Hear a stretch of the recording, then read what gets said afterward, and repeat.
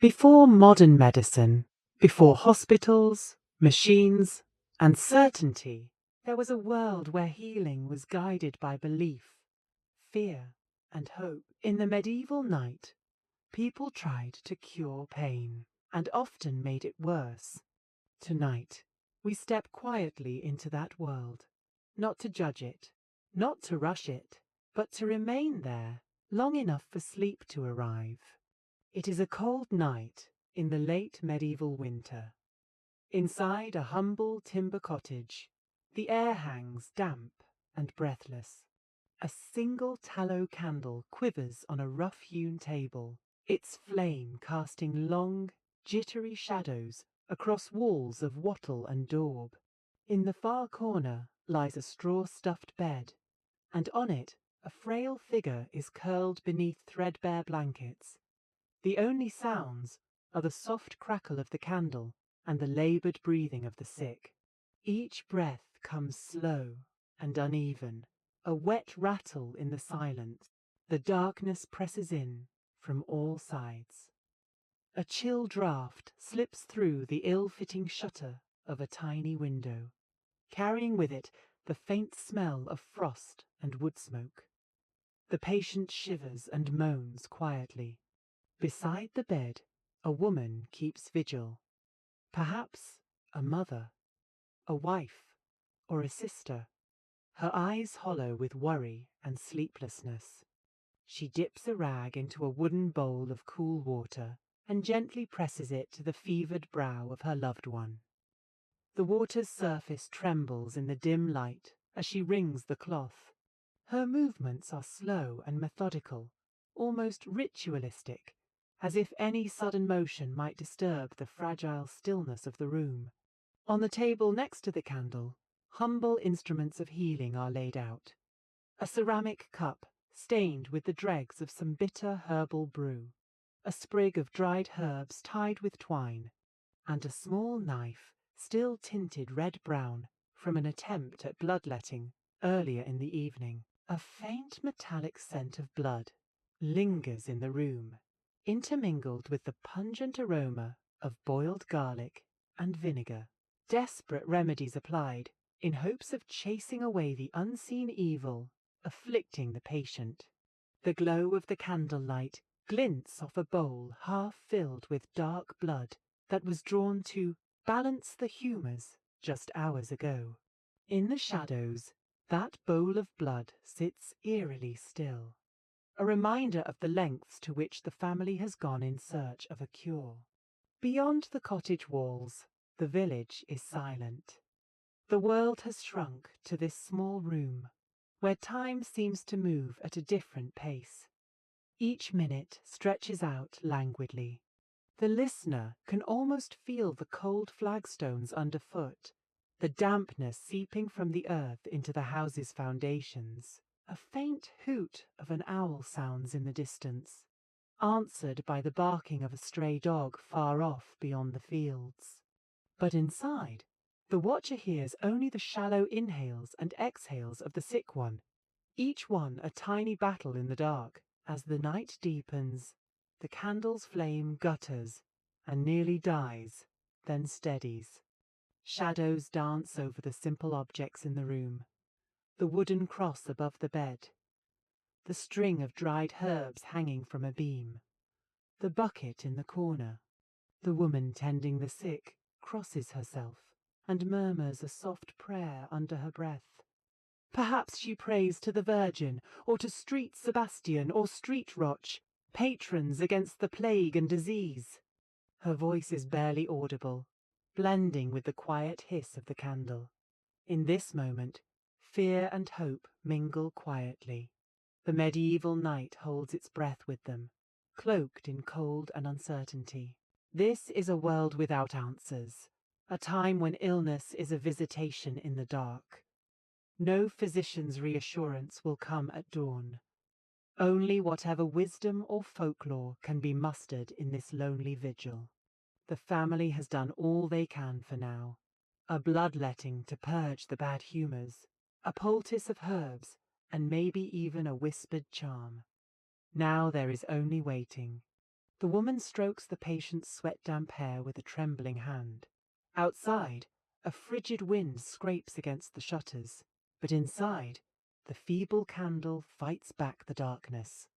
The healer, in this case, just a desperate loved one, armed with meagre knowledge, watches and waits, heart heavy with dread. And as the long night wears on, the flicker of hope remains alive in that tiny flame, even as it pools tears of wax onto the scarred tabletop. In the medieval world, sickness was more than just a physical ailment. It was a mystery woven into the fabric of life. By candlelight and half-glow, people pondered why illness struck one person and spared another. Many believed disease was intertwined with the supernatural or the divine. A sickness might be seen as God's punishment for sin, a chastisement for the soul's correction, or even a test of faith. In hushed tones, villagers might say an afflicted person was marked, perhaps by a wrongdoing, or the evil eye, or the inscrutable will of the Almighty. The Church taught that God sometimes sent illness as a penalty or trial, and that repentance, prayer, and acts of penitence could lead to healing. Pilgrims would travel to holy shrines, hoping that divine intervention might succeed where mere herbs had failed. To fall ill was often to wonder, "What have I done to deserve this?"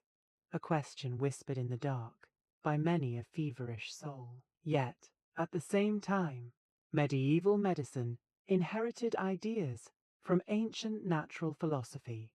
Learned physicians, influenced by texts of Hippocrates and Galen preserved through the ages, did not attribute all sickness to sin or spirits.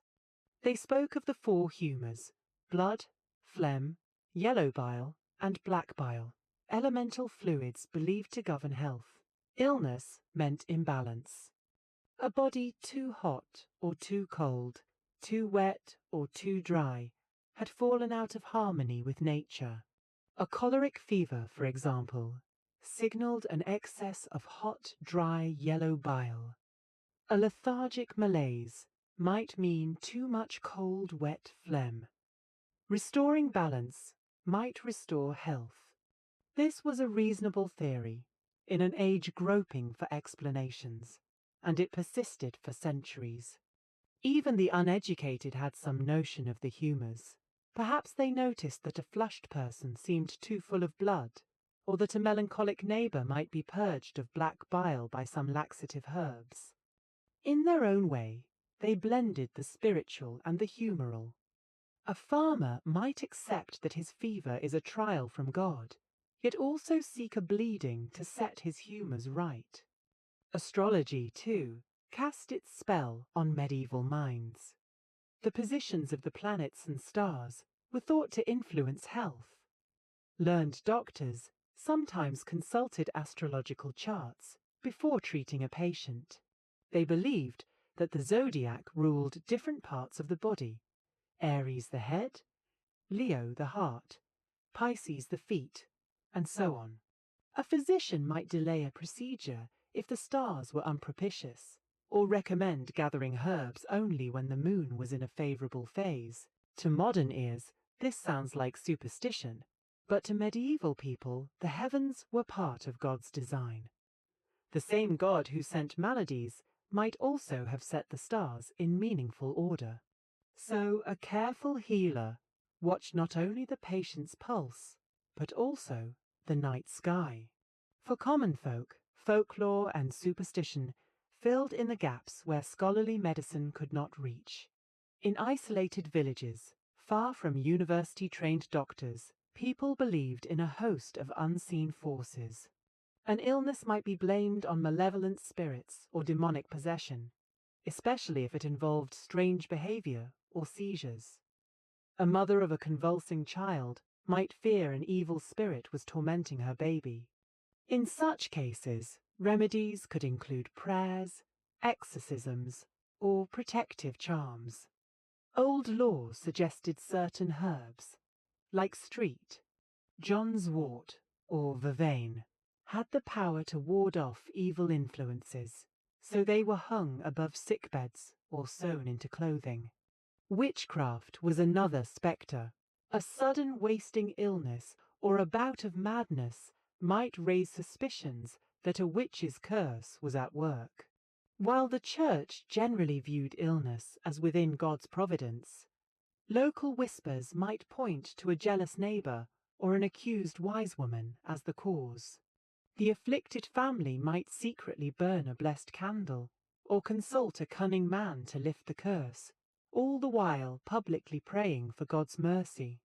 Underlying all these beliefs was fear and uncertainty, but also faith. Medieval people did not passively accept death. They sought meaning and remedy. Even when they supposed disease was God-sent, they believed God also provided cures. Perhaps through the intercession of saints, or the healing properties of natural substances he placed in creation. A sickness could be a spiritual trial, but it was also a very real physical battle. Thus, a man might go to confession to tend his soul, and then to a physician to tend his body. The two were not seen as contradictory, but complementary. After all, Christ was called the divine physician, and many saints were invoked as healers. The lines between the natural and supernatural were blurry. In the street outside, if one passed by a medieval town at dusk, one might hear a muffled cough behind shuttered windows, or catch the murmur of a family reciting prayers for a bedridden relative. Illness was a common visitor. Plagues, fevers, fluxes, and poxes came in waves. People had to make sense of it however they could. Some explanations gave comfort. Perhaps this suffering purifies the soul. And some gave a plan of action. Let blood, apply a poultice, balance the humours. In truth, medieval understanding of disease was a patchwork of ancient theory, observation, religious doctrine, and old wives' tales. Contagion was dimly recognized. People noticed that some diseases spread from person to person, yet without germ theory, the mechanisms were mysterious. They spoke of bad air, or miasmas causing plague, the breath of the stars, or the stench of sin. They suspected foul odours, swamps, eclipses, even imbalances in society, or the wrath of God. Each illness carried its own dread name. The falling sickness, for epilepsy; consumption for the wasting cough, that we know as tuberculosis; Street Anthony's fire, for ergot poisoning causing burning gangrene. And each had its blend of sacred and scientific rationalizations. So in the glow of lantern light, a medieval doctor might assure a patient that their fever is an excess of blood that must be drawn off, while a priest might counsel the same patient to examine their conscience and seek God's grace. The patient, desperate to recover, would likely do both. They'd submit to the physician's lancet and the church's sacraments, hoping that between prayer and purgation, something would tip the balance toward life. In a world without microscopes or antibiotics, it was perhaps comforting to believe that illness had a meaning, even if a harsh one. A plague might be punishment or a test, but at least it was not random. And if the cause could be understood, be it sin or sweltering bile, maybe the cure could be found as well. Through it all, a profound resignation and resilience lived side by side. By the light of dawn, some would recover, attributing the miracle to a saint's relic or a perfectly timed bleeding that humbled the blood. Others would slip away despite every prayer and potion. And those who survived would whisper prayers of thanks, while those who mourned would console themselves that it was God's will. The cycle of belief continued, as constant as the tolling of the church bell that announced each death. In that sound, a bell clanging over misty fields, the medieval world heard not just loss, but a call to understanding, a reminder of life's frailty and the ever-present need to seek both physical and spiritual remedies for the ills that beset them. Imagine the world of a medieval healer, a tapestry of sights, smells, and sounds so very different from a modern clinic. In a crooked little house at the edge of a village, an old woman tends to her collection of herbs drying from the rafters. The air is thick with the bittersweet perfume of rosemary, thyme, and sage hung in bunches. Clay jars line wooden shelves, filled with tinctures and dried plants labelled in looping ink or simple scratches for the illiterate. Chamomile for sleep, mint for a sour stomach, wormwood for parasites. This woman, perhaps she's known simply as the Herb Wife or Goodwife Joan, is one kind of healer. She has no formal education, only knowledge passed down through practice and family law. Folks in the village trust her for small maladies. A salve for a rash, a tea for a fever. She works quietly by the light of her hearth, crushing leaves with mortar and pestle, whispering a prayer or charm as she mixes. For she believes healing comes from God's gifts in nature, aided by a touch of grace. Travel a few miles into town and see another healer's domain, the barber-surgeon's shop on a bustling medieval street. Outside hangs a painted sign, red and white, perhaps a cloth bandage twined around a pole, crusted with old bloodstains, twisting lazily in the breeze. Inside, the smell is sharply different from the herb wife's cottage. There is the metallic tang of blood, the sweat of anxious patients waiting on benches, the pungent aroma of wine mixed with the bite of vinegar used to clean wounds. The barber-surgeon is a multitasker. In one corner of the shop, a young apprentice is actually cutting a man's hair and trimming his beard, while at a central wooden chair, another patient winces as the surgeon lances a boil on his arm. Tools of the trade lie spread on a table, razors and knives, fleams for bloodletting, sewing needles, and gut thread for sutures, all carefully cleaned on a relatively clean rag. This healer might not have Latin learning, but he has hands-on skill. He can set a broken bone, sew a gash earned in a tavern brawl, pull a rotten tooth with a quick yank, or amputate a crushed finger. His fingers are nimble and scarred from years of blades. A good barber-surgeon is prized in any town. He may lack the lofty status of a university doctor, but to the common folk he is the difference between life and death in emergencies. Many a time he has been called to plunge a knife into a swollen abscess to release the pus and bad blood, or to cauterize a bleeding wound from an accident at the smithy. Bloodletting, of course, is one of his most frequent tasks. He is deft at it, opening a vein with a swift slice and catching the dark blood in a brass bowl.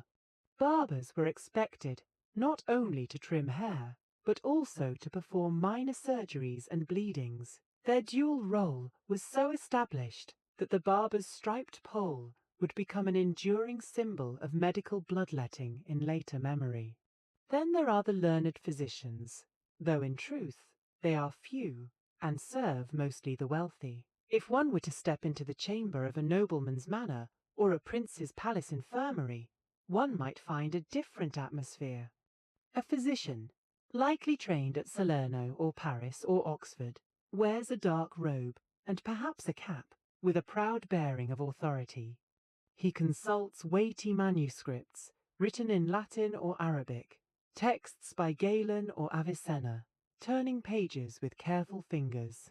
On a polished table lies his astrolabe for astrological calculations, and nearby an inkwell and quill for writing prescriptions in elegant script.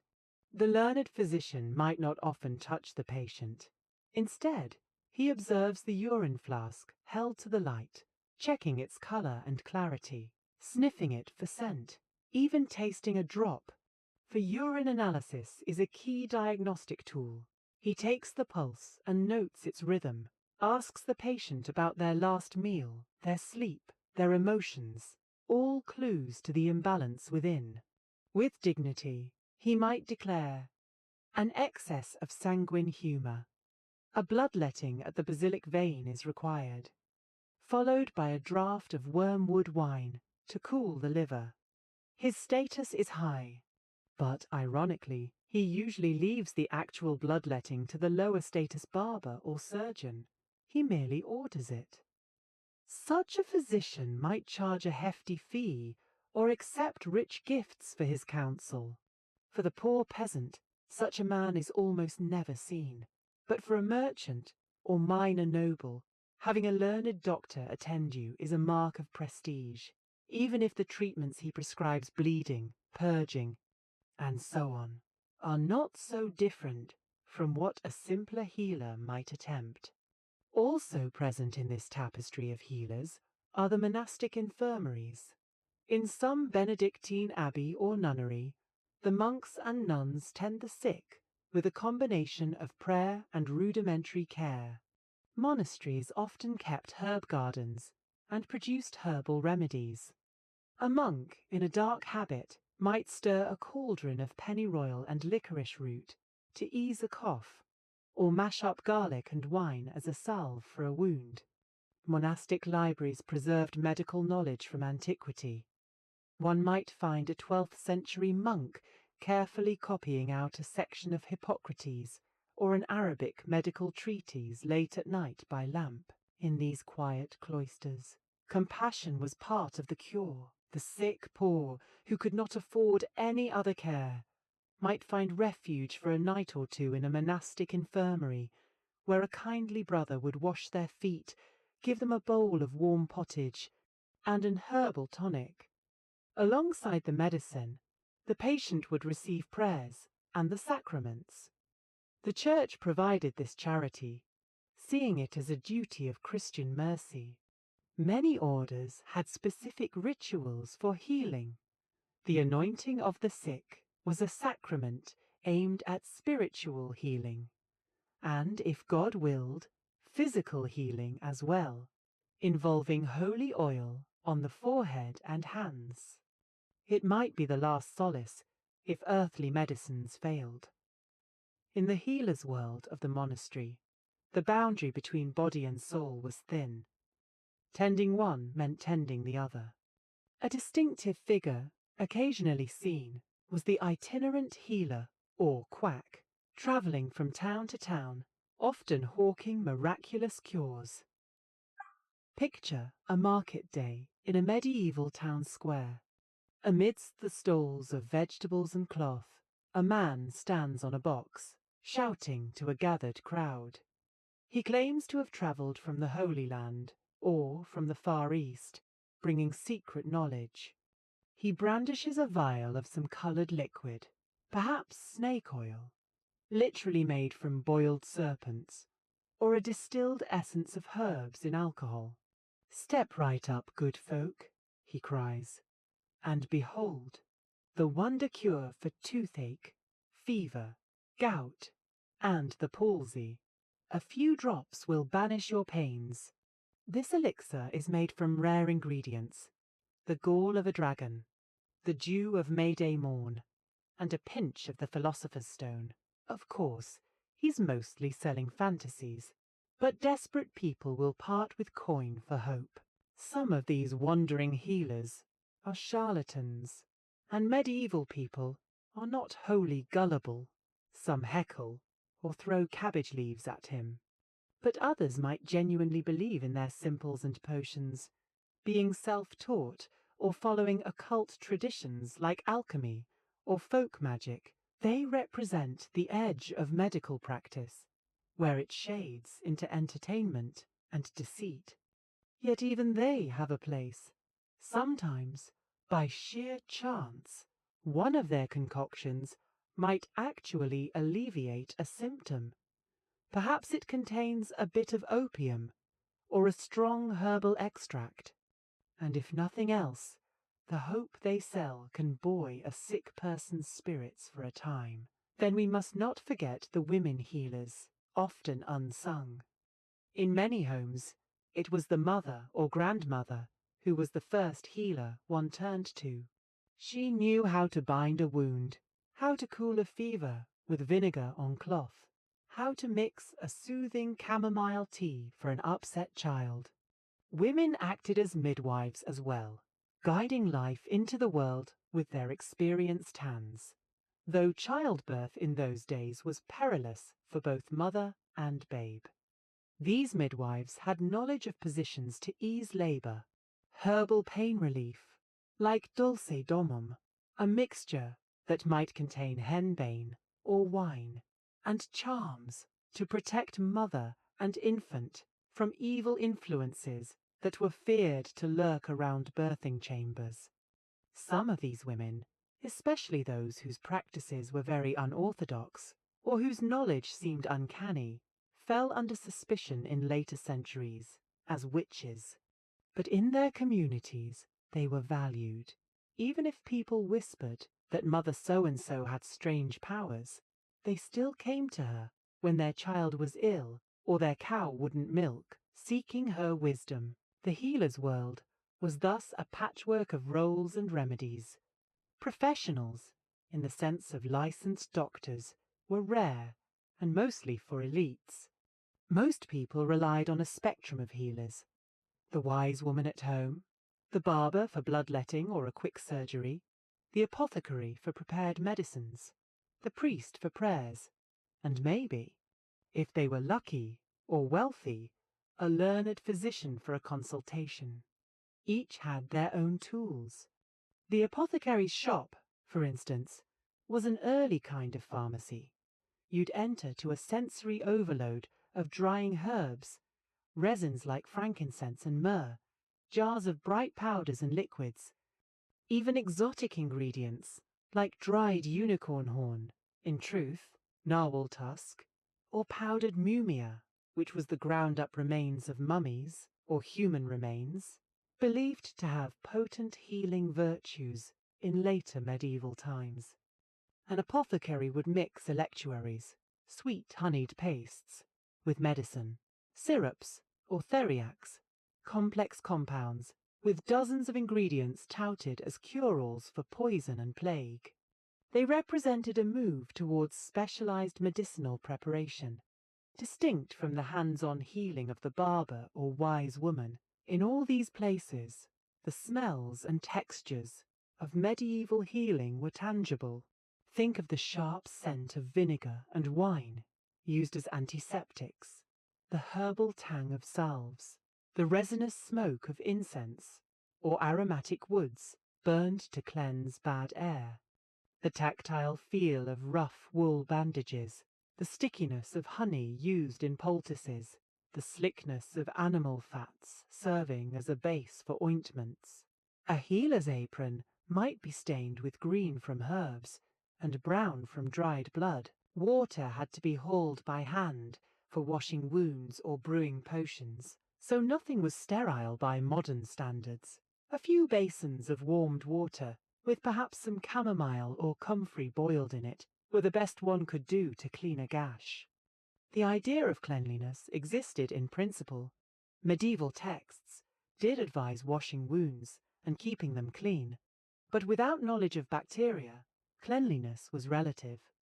Even so, some medieval healers observed that wounds fared better if kept clean and bandaged with fresh linens, hinting at an empirical understanding that was improving slowly with time. Healers also navigated social boundaries. A barber-surgeon was considered a tradesman in hierarchy, below the university-trained doctor, but above the executioner or butcher.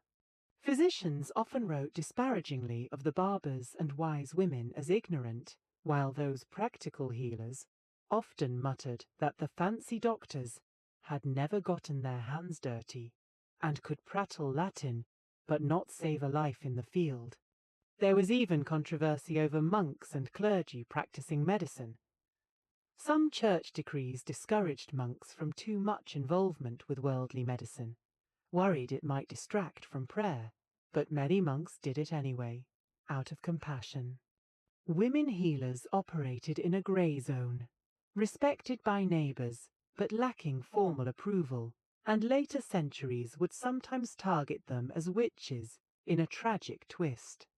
Still, in the medieval era, many women healers practiced relatively openly, especially as midwives or home nurses, because their role was indispensable. Thus, the healer's world was a rich, textured landscape of medieval society. In any given illness, multiple healers might be involved. For example, consider a man with a badly infected leg after an accident with a plough. First, his wife cleans it and wraps it with a poultice of ground marigold to stave off infection. As it worsens, they call the barber surgeon from town, who comes with his assistant, examines the festering wound by firelight, and decides to lance and cauterize it. The physician, if one can be afforded, or if a travelling doctor happens to be nearby, might be consulted for a second opinion. He might prescribe a regimen of rest, cooling drinks, and a concoction of herbs to draw out the poison. The local priest comes to bless the man, prays over the wound, and leaves a relic, perhaps a scrap of a saint's cloth, to tuck under the patient's pillow for divine aid. Over days, the household's women change the dressings and ensure he drinks the prescribed potions. Everyone has a part to play. If the man recovers, credit might be given as much to God and the saints as to the healer's work. If he dies, each can claim they did their best, and it was simply God's will or fate that took him. Such was the delicate interplay of hope, skill, and resignation in the medieval healer's world. Within the walls of these healing spaces, whether cottage or infirmary or apothecary, there persisted a belief that for every illness some cure existed, if only one could find it. Medieval medical texts, like the Lorsch Book of Remedies, spoke of God's mercy in providing natural cures for every ailment. The doctrine of signatures suggested that God marked each curative thing with a sign.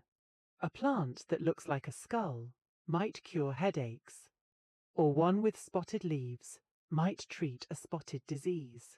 This notion infused the healer's work with a sense of purpose and optimism. The herb wife scanning the woods for skullcap seeds, which look oddly like little skulls, truly believed that in those seeds lay a God-given remedy for pain in the head. The monk who found lungwort with white spotted leaves saw in it God's hint for treating lung ailments like the coughing sickness.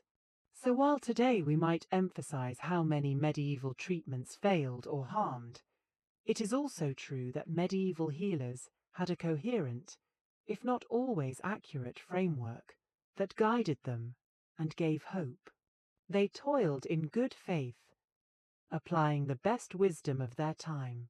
Step into any of those worlds, the smoky barber's shack, the fragrant herb garden, the solemn monastery infirmary, and you would find people trying earnestly to ease suffering with the knowledge at hand.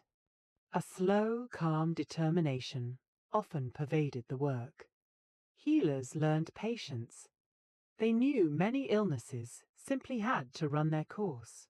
They monitored the phases of a fever, like watching a slow tide, intervening gently where they could. A patient might be kept in bed for many days, given light broth and ale, bled a little on certain days, purged on another, prayed over on all. It was a marathon, not a sprint. This gentle pacing, however ineffective some remedies were, at least provided a kind of psychological comfort. The patient was being cared for. The healer was doing something.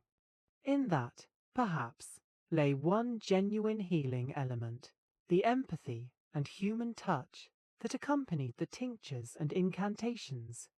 In the dark uncertainty of medieval illness, the presence of a healer, be it a mother or a surgeon, was a light against the despair. That human warmth and hope, quietly and persistently applied, was perhaps as powerful as any potion in that era when cures so often failed. Under the dim glow of a winter morning, a stout man sits on a three-legged stool in the barber surgeon's shop. His sleeve is rolled up, teeth clenched around a leather strap, eyes shut in a mix of resolve and fear. The barber surgeon, a wiry fellow with rolled-up sleeves and an apron smeared in rusty stains, ties a strip of linen tight around the man's upper arm. Veins bulge blue at the crook of the elbow. The surgeon's knife, small and razor-sharp, glints in the grey light filtering through the open door. With steady calm, he positions a brass bowl beneath the patient's arm. "Hold still now," he whispers soothingly. In one swift motion, he makes an incision. The skin yields. A dark crimson stream of blood wells out, pattering into the bowl. The patient inhales sharply at the brief sting, but then exhales, focusing on the rhythm of his breathing as the life blood flows.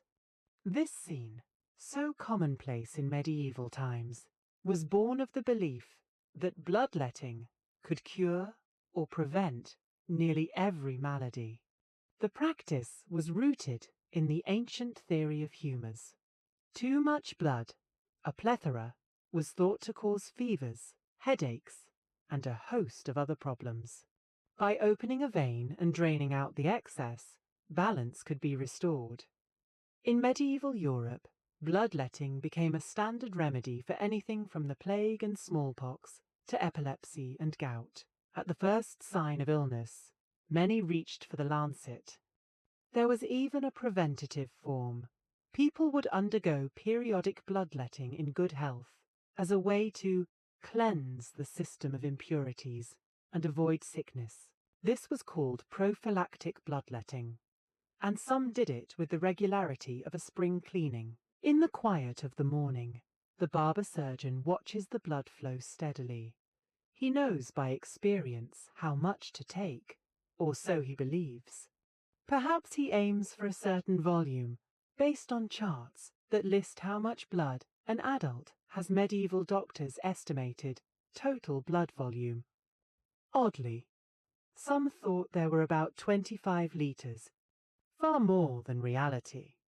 Often, they would continue a bleeding until the patient grew pale, or even fainted, seeing that as a sign that enough bad blood had been removed. Indeed, bleeding to syncope, fainting, was considered beneficial. So the surgeon monitors the man's face. As the bowl fills, the man's breath grows a bit shallow. A dizziness washes over him like a wave. When his head lolls slightly, and he groans that he's light-headed, the surgeon swiftly unties the ligature and presses a clean linen pad to the cut, staunching the flow. The bleeding is done. On the floor sits a bowl with perhaps a pint of dark blood, already cooling. The patient is helped to lie down for a few minutes, given a sip of weak ale or water, and allowed to recover his wits. In the surgeon's mind, and the patient's, this weakness is a hopeful sign.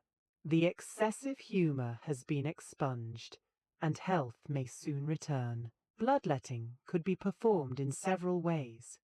The scenario above describes venesection, the most common method, literally cutting a vein, often at the elbow, the median cubital vein, or sometimes at the forearm or neck. Another approach was cupping.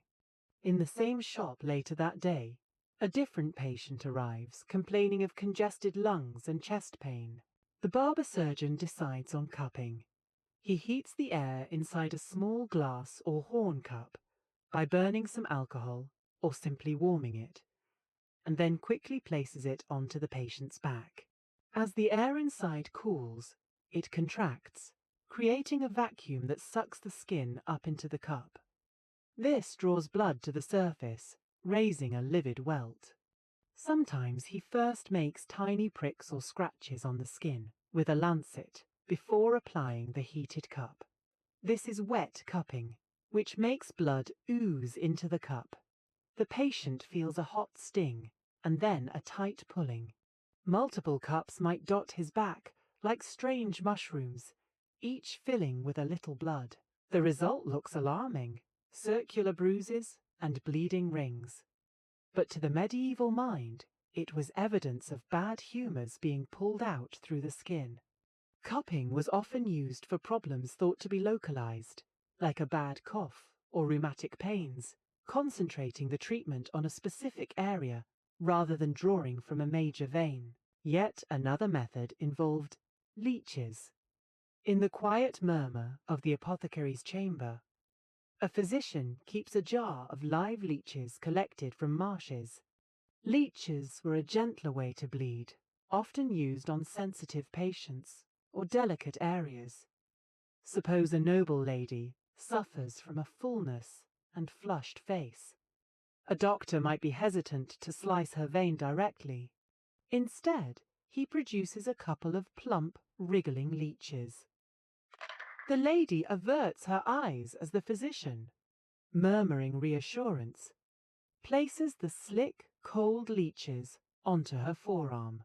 The leeches, sensing warm flesh, attach with tiny bitey mouths and begin to suck, engorging themselves with her blood. She shudders at the sensation. It's not exactly painful, more an eerie trickle, and after a while the creatures drop off, sated. Her blood has been drained in smaller measure, without the knife. Leeches were especially recommended in certain classical medical texts. Galen mentioned them, and were considered useful if a very controlled, mild bloodletting was needed. In later centuries, leech usage would boom, but in medieval times, they were just one tool among many. Medieval practitioners developed elaborate guidelines for bloodletting. They consulted zodiac charts that indicated the best days for bleeding and which veins to use for which ailments.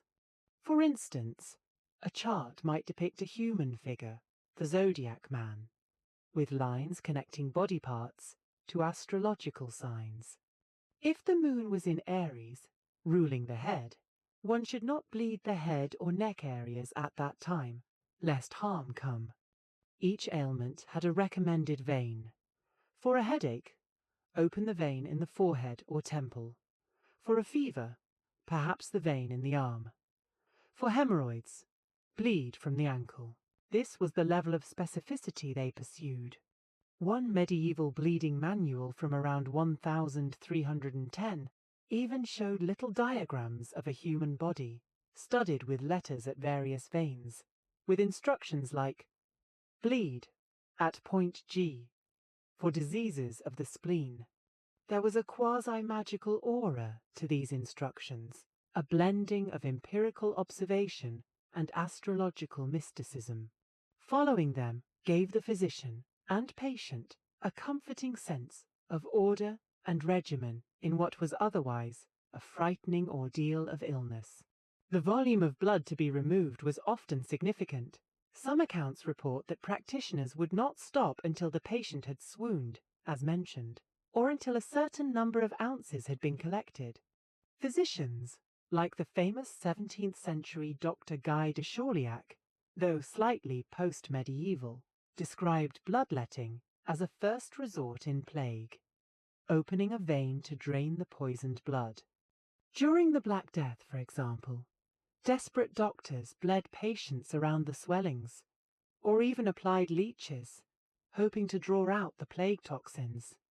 Sadly, bleeding a plague victim often only left them weaker, their limited strength literally drained away, and historians note that such cures likely did more harm than good in many cases. In calmer times, bloodletting was also a social practice of sorts. Medieval people might be bled during spring as a kind of health maintenance. Monasteries even had rules about monks being bled, giving them time off from duties afterward to recuperate. One 12th century text advises monks to be bled 5 times a year, around the equinoxes and other strategic times, and gives dietary instructions for before and after they were to have extra wine and special meals to help recover from the blood loss. It was an accepted routine. The act of bleeding often left the patient somewhat languid for a day or two, during which they were advised to rest and not expose themselves to cold or hard work, as their body was thought to be rebalancing. This enforced rest, perhaps, was actually beneficial in some illnesses. Ironically, the benign aspect might have been that the patient stayed in bed resting because of the bleeding, giving the body a chance to heal, whereas otherwise they might have carried on working and worsened their condition. The tools of bloodletting had their own place in the healer's kit. The phleem was a folding brass or steel lancet used to open veins. Some were quite ornate. Others used a device called a scarificator, more in later centuries. A little box with spring-loaded blades that could make multiple cuts at once. By the late medieval period, doctors also described artery cutting, arteriotomy, in rare cases, like bleeding the temple for stubborn headaches. This was riskier, done only by skilled surgeons, since arteries spurt forcefully. But the mainstream was venous bloodletting. Bandaging after was simple. They'd press a lint or wool pad and tie a bandage. Often they saved the blood, examining it as it clotted. If the blood looked strange, too thick, too thin, too dark, they'd take it as confirmation that the humour had indeed been out of balance. If it looked normal, whatever that meant to them, they might worry they hadn't taken enough. There is a sense of performative science here, a feedback loop, where the treatment's effect was gauged by subjective impressions of the very substance being removed. Despite the frequency of bloodletting, not everyone accepted it blindly. There were skeptics even then. Some medieval medical writers cautioned against overusing it, noting that excessive bleeding could weaken a patient dangerously, an intuitive insight borne out by outcomes. But by and large, the practice went unquestioned as a pillar of therapy. It survived well beyond the Middle Ages. Remarkably, bloodletting continued into the 19th century in mainstream medicine, only then being largely abandoned when statistical studies showed its harm. In the medieval context, though, such evidence-based refutation was centuries away. All they had were anecdotal experiences, and indeed sometimes a bloodletting patient did recover. Perhaps they had an illness that would have gotten better on its own, or the rest and fluids given around the procedure helped. Those cases reinforced the perceived validity of the practice. Let us picture another scenario to feel the atmosphere. A nobleman's son lies in bed with a high fever and pounding head. The local physician arrives, checks his pulse, and notes the flushed face and quickened pulse. He proclaims, "The boy has too much blood heating the brain." The remedy: bleed from the vein on the forehead or the arm. The boy is frightened. He's never been bled before. His mother holds his hand, while the physician, with practiced calm, uses a small lancet to open a vein on the boy's forearm. The boy cries out, but is quickly soothed by his mother's cooing and the physician's steady voice explaining it will soon be over. Blood streams into a waiting goblet. The boy grows pale and quiet. After a short time, the physician deems it enough and binds the wound. The boy, now weak and drowsy, actually sleeps for the first time in days, partly from exhaustion, partly from the relief of the cooling effect of blood loss. The fever breaks overnight. The household rejoices, and credits the bloodletting for this turn. In truth, perhaps the fever ran its course, or the blood loss reduced a dangerous spike in body temperature modestly. But the story will be told among family and friends. When my child was ill, we bled him and he recovered. Praise God and the good doctor. This narrative cemented bloodletting as a respected remedy, a staple in the medieval medical imagination. A gentler form of bloodletting was sometimes done via purging, using emetics or laxatives to remove excess humours through vomiting or defecation, instead of directly tapping blood. In a way, these were seen as analogous, all aimed to expel harmful excess, but nothing was quite as symbolically potent as seeing the dark blood leave the body, carrying illness with it in the minds of those present. So the day ends in the barber's shop. The floor has fresh straw scattered to absorb spills of blood. The surgeon cleans his knives in a bucket of water tinged pink. Outside, dusk gathers.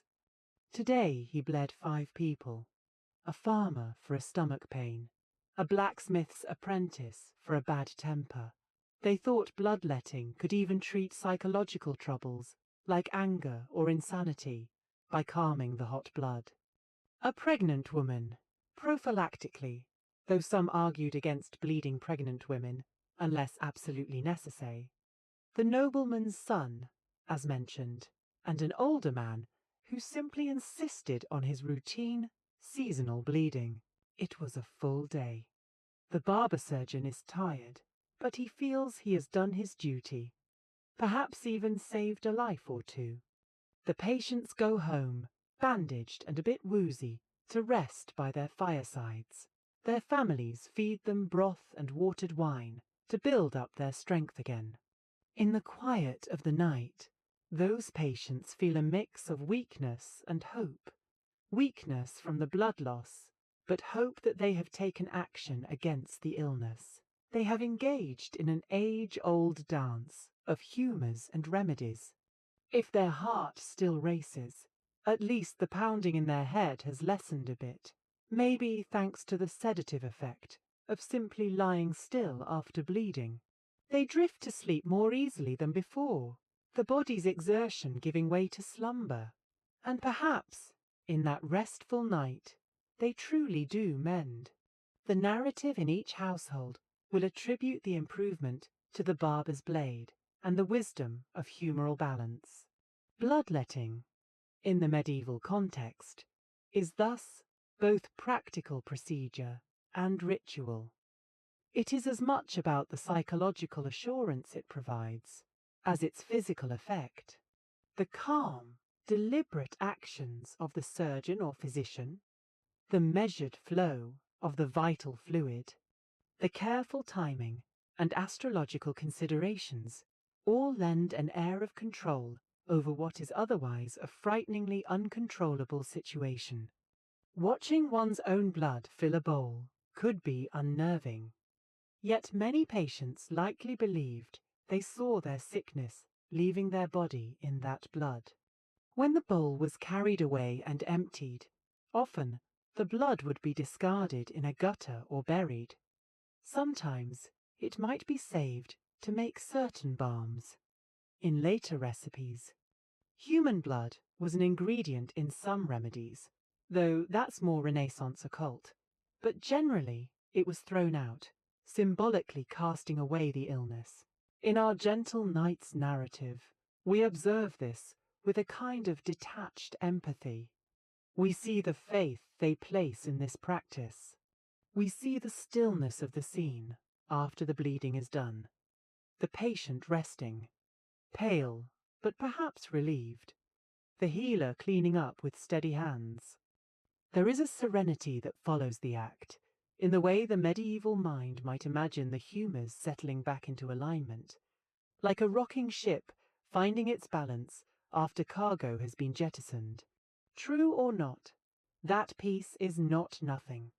In an age with few effective cures, sometimes belief itself was a balm.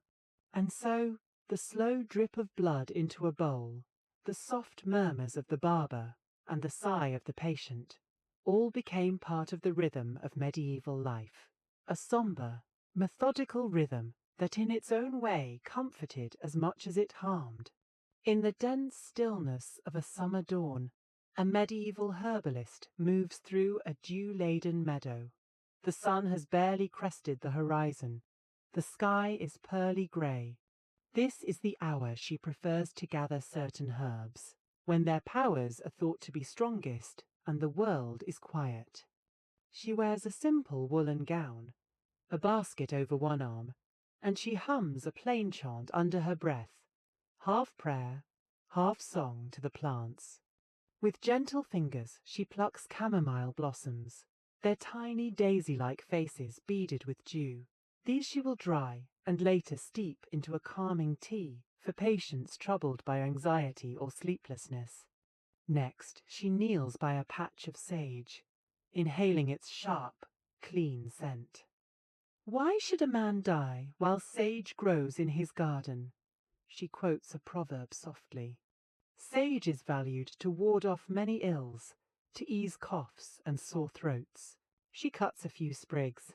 As the light grows, she ventures toward the edge of the woods, where the more uncanny plants reside. Under an oak tree, in deep shade, lies a squat, dark-leaved plant with bell-shaped purple flowers and clusters of green berries, just turning black. Deadly nightshade, belladonna. She approaches it with reverence and caution. In this era, such a plant is known both as poison and medicine. Every part of it is toxic, capable of bringing delirium and death. Yet, wise healers have learned, in minute doses, it can numb pain or reduce severe spasms. Witches of folklore supposedly use it in flying ointments, but practical healers might use a drop of belladonna extract to ease a patient's unbearable pain, especially for things like setting broken bones or the agony of an internal ailment.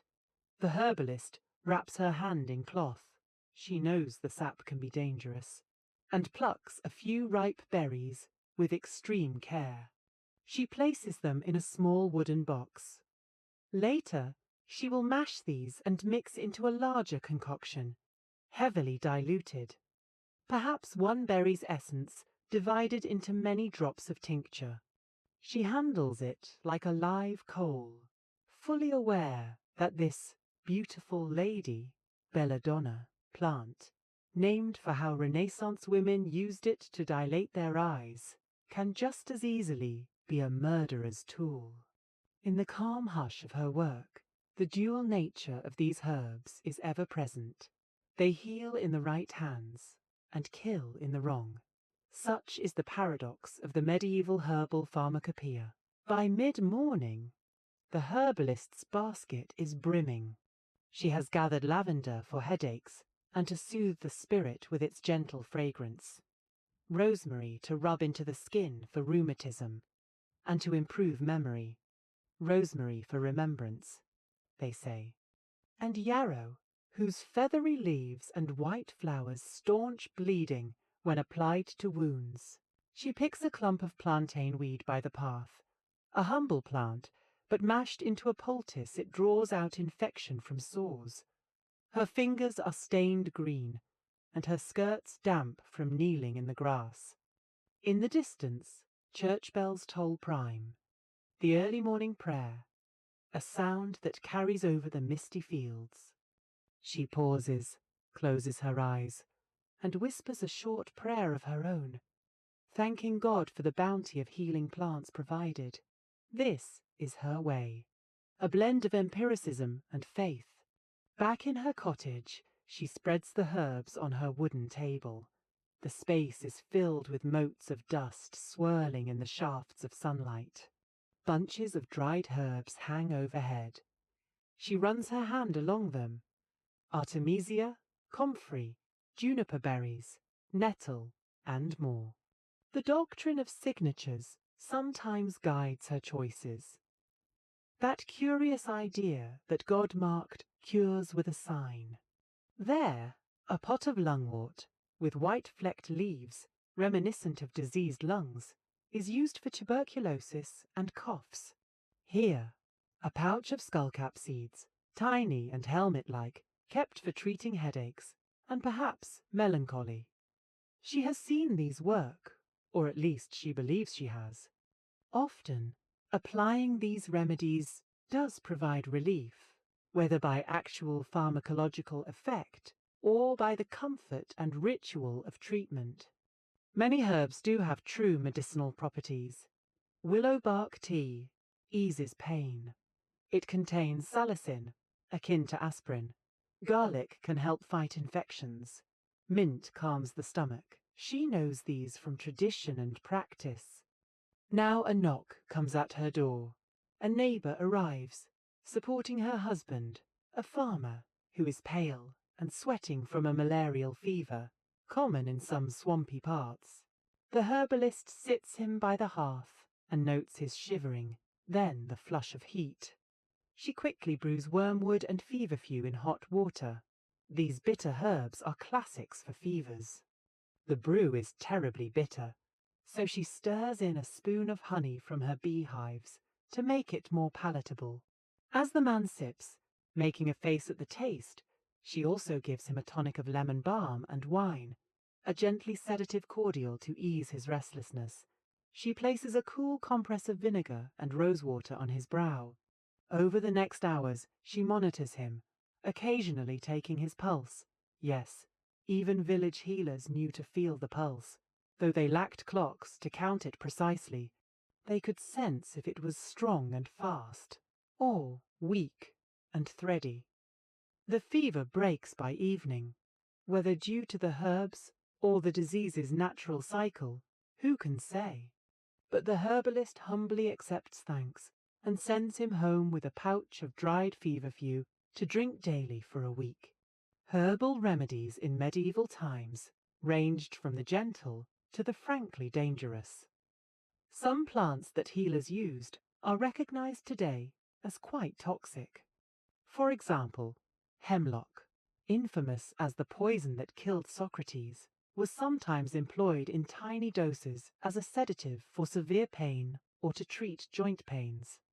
But this was extremely risky, and only the most confident or desperate healer would try it, for an error in dosage could cause paralysis or death by respiratory failure. Medieval texts cautioned that in Europe, hemlock should only be used externally or in very controlled circumstances. Indeed, one recipe had monks roasting the hemlock root and applying it to gouty limbs externally rather than ingesting it. The herbalist in our tale likely knows of hemlock, but might avoid it unless there are no other options. She might instead use henbane for similar purposes, another poisonous plant, but one that was commonly used in controlled doses. Henbane, with its foul smell and yellow flowers veined like a witch's eye, contains hyoscyamine and was valued as a strong painkiller and sleep inducer. Monks and healers used henbane to treat rheumatism, toothache, and stomach pain, and historically it was combined with mandrake and other herbs to create an anesthetic potion for surgery.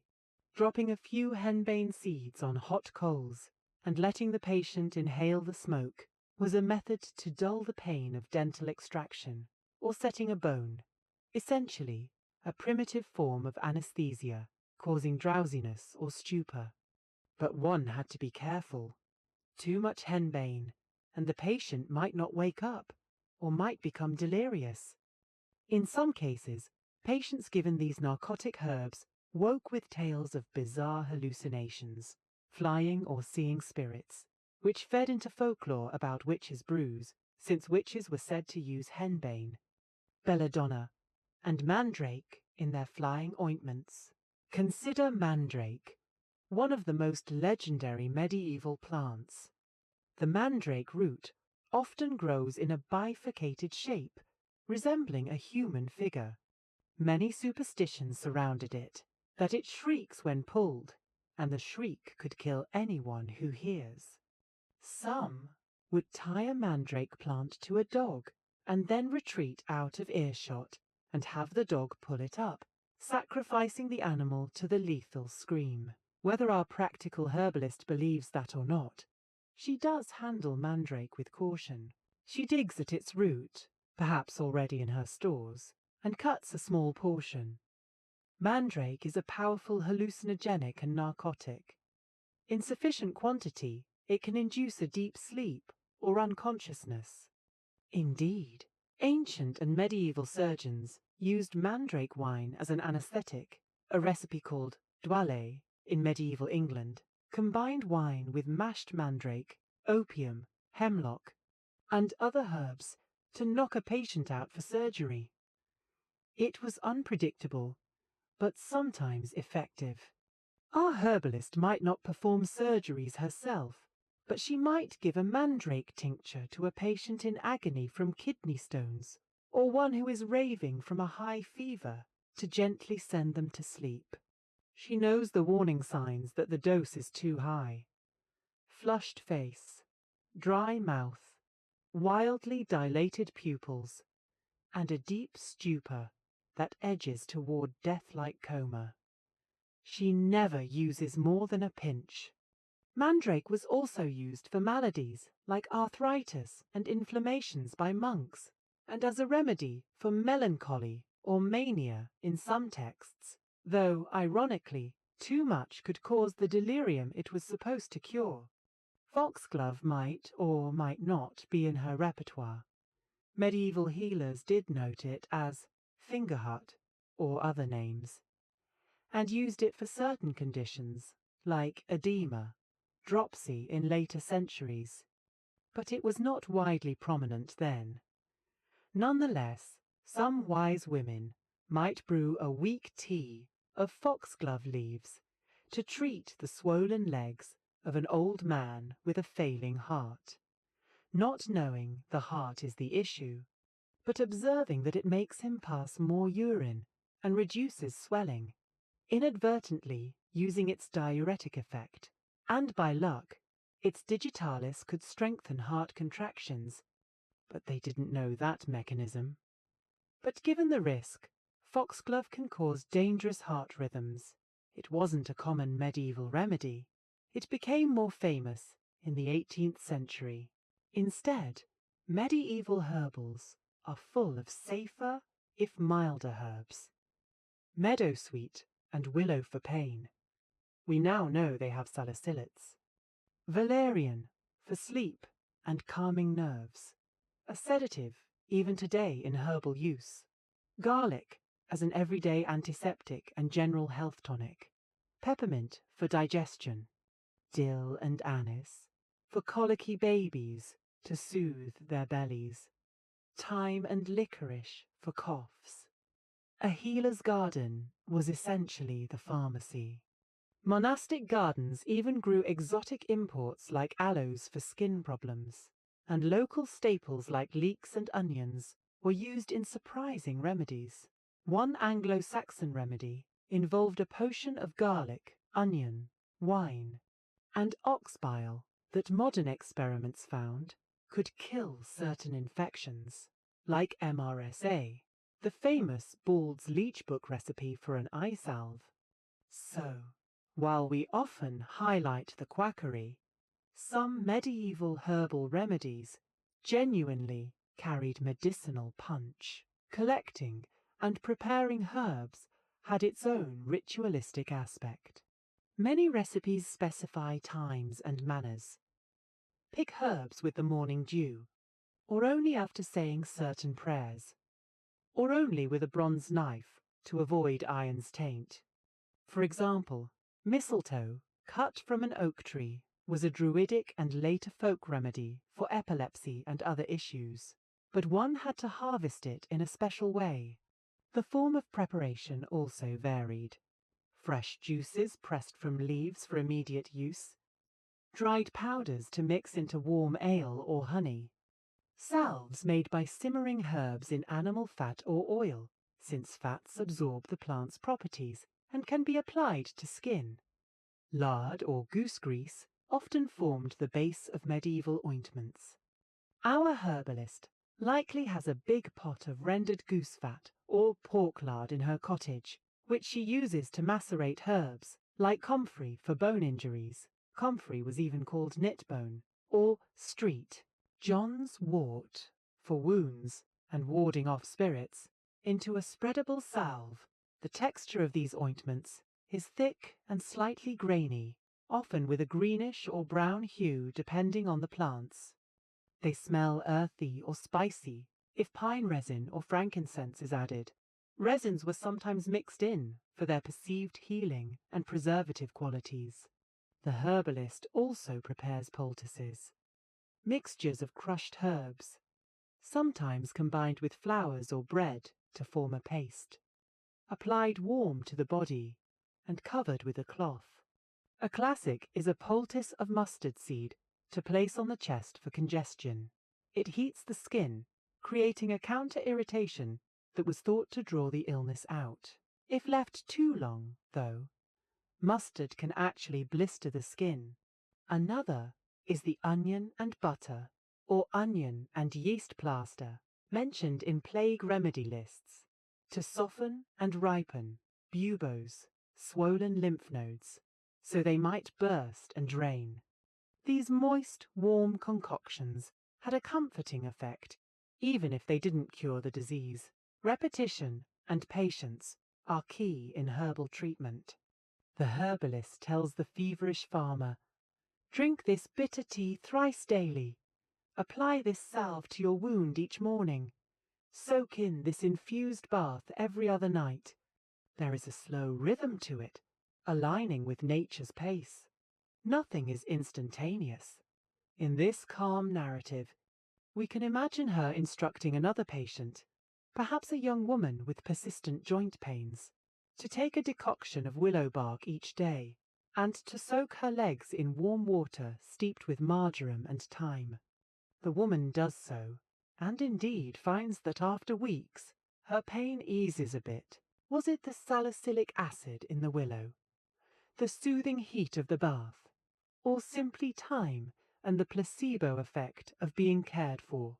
Regardless, the ritual itself, gathering willow bark by the riverside, boiling it into tea, provides a focus and hope, a gentle cadence to healing.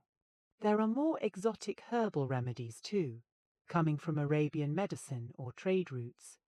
A physician might prescribe spices like cloves, nutmeg, cinnamon, expensive imported drugs used to warm a cold stomach or treat flux, diarrhea, because of their astringent properties.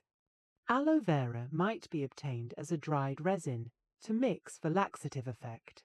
Opium, from poppies, was known and used, called amphor or other names, as a very potent pain reliever and sedative, albeit used sparingly due to its strength. A bit of opium might be blended with wine to make laudanum, a tincture to give to someone in extreme distress, which would mercifully lull them into sleep, and perhaps inadvertently into addiction if overused, though they didn't quite grasp that concept. But in many villages, such exotic items were scarce. The common folk relied on what they could grow or forage. Thus, our narrative herbalist likely sticks to local plants. She has her failures. Not every patient lives. If someone has appendicitis or pneumonia, her garlic and feverfew might not save them. When that happens, she grieves quietly, perhaps questioning her knowledge or attributing it to God's unknowable will. But she also sees successes. A child's infected scrape healed with a poultice of mouldy bread and herbs. Unknown to them, penicillium mold in bread poultices might occasionally assist.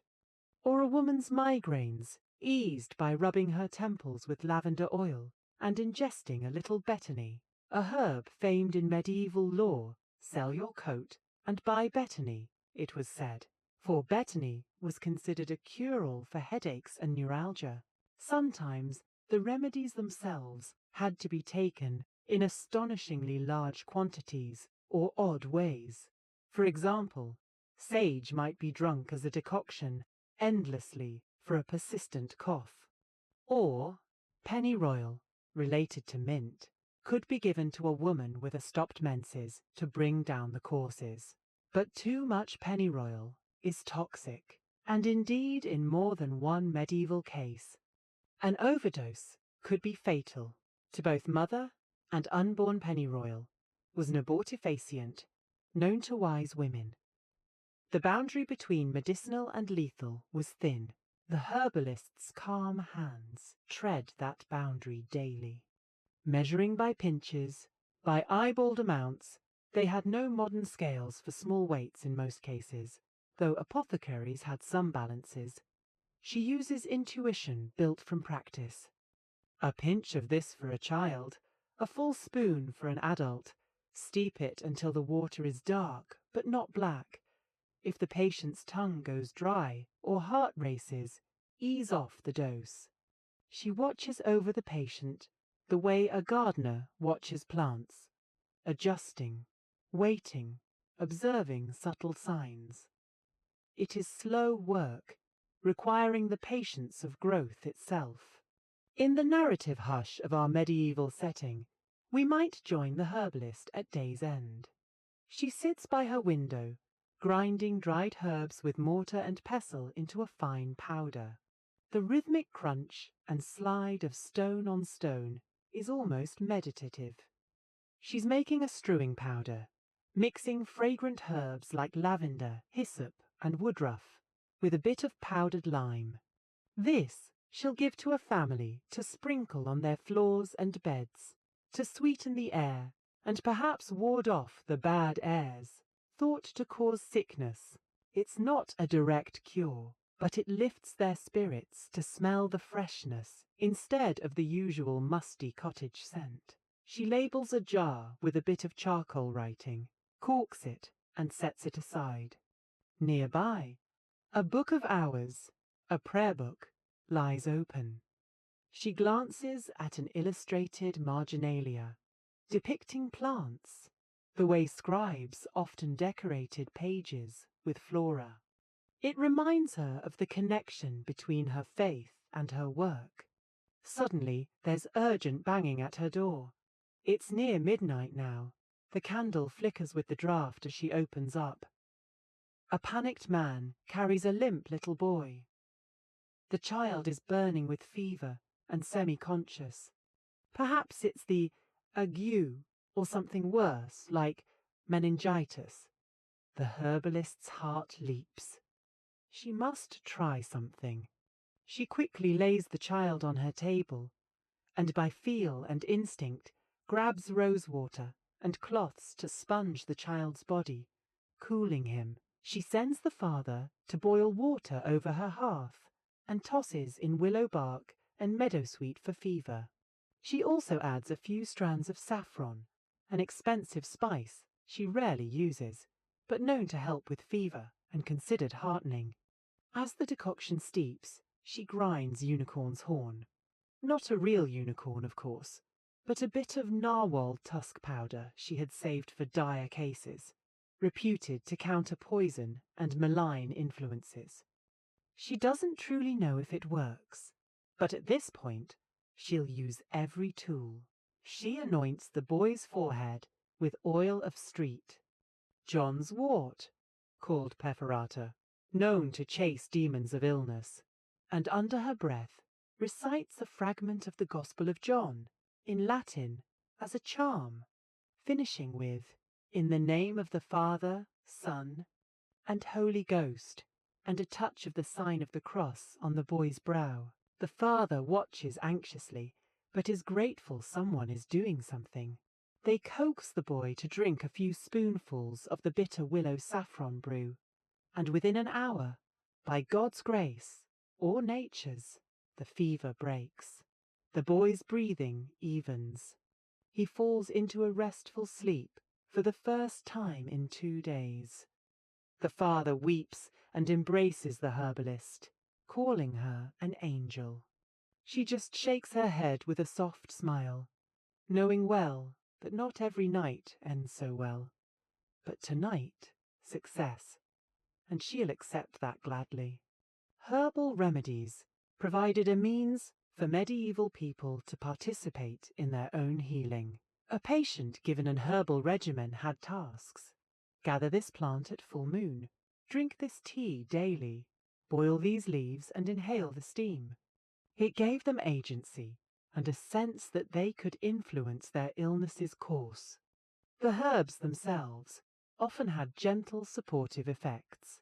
Vitamins, hydration from teas, slight anti-inflammatory or antiseptic properties, and at least made the patient more comfortable. In the lullaby of this narrative, one can appreciate the subtlety of such treatments. There's no dramatic miracle cure, just a slow improvement or relief of symptoms. The world of medieval herbs is like a green apothecary, its remedies sown quietly into daily life. Culinary herbs doubling as medicine, wild weeds being secret healers underfoot. A mother might slip a sprig of rue into her child's pocket to ward off contagion at the market, or burn rosemary on the hearth to cleanse a sick room's air. These actions were small but reassuring. They created a sense of control over invisible threats. At the close of day, our herbalist closes her eyes, breathing in the aroma of her drying herbs.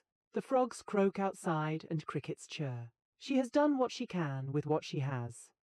There is a calm wisdom in her acceptance.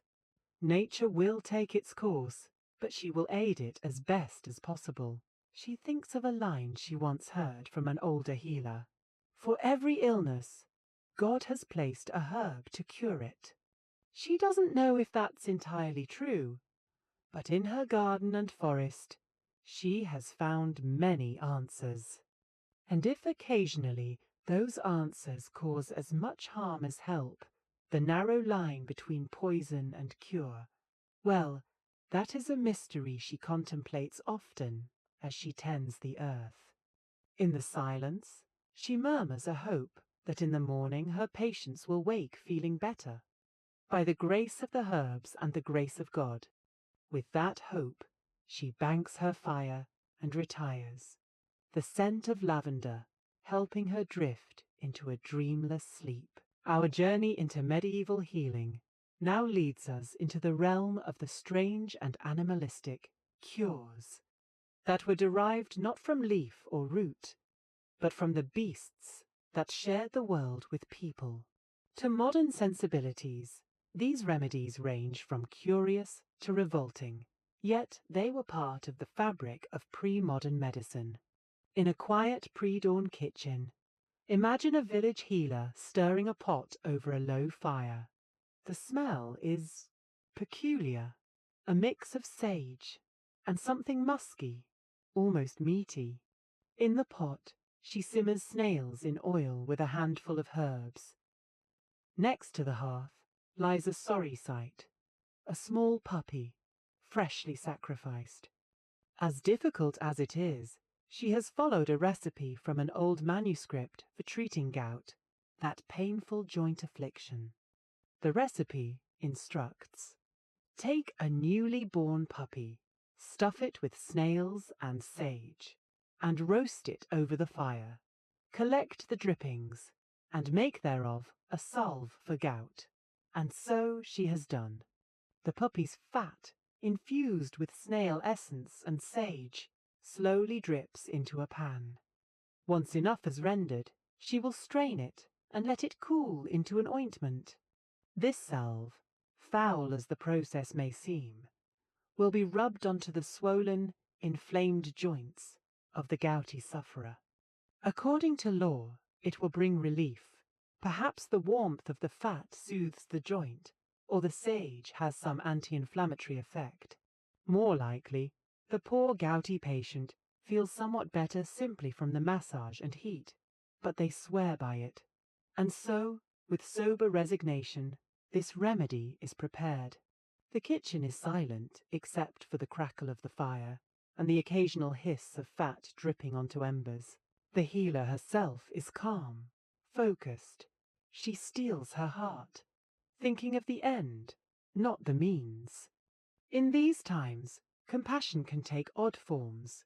If a life or a lifelong pain can be eased, the sacrifice of a small animal, while regrettable, is countenanced. This is no isolated recipe. Medieval cure books contain numerous animal-based treatments that make us blink.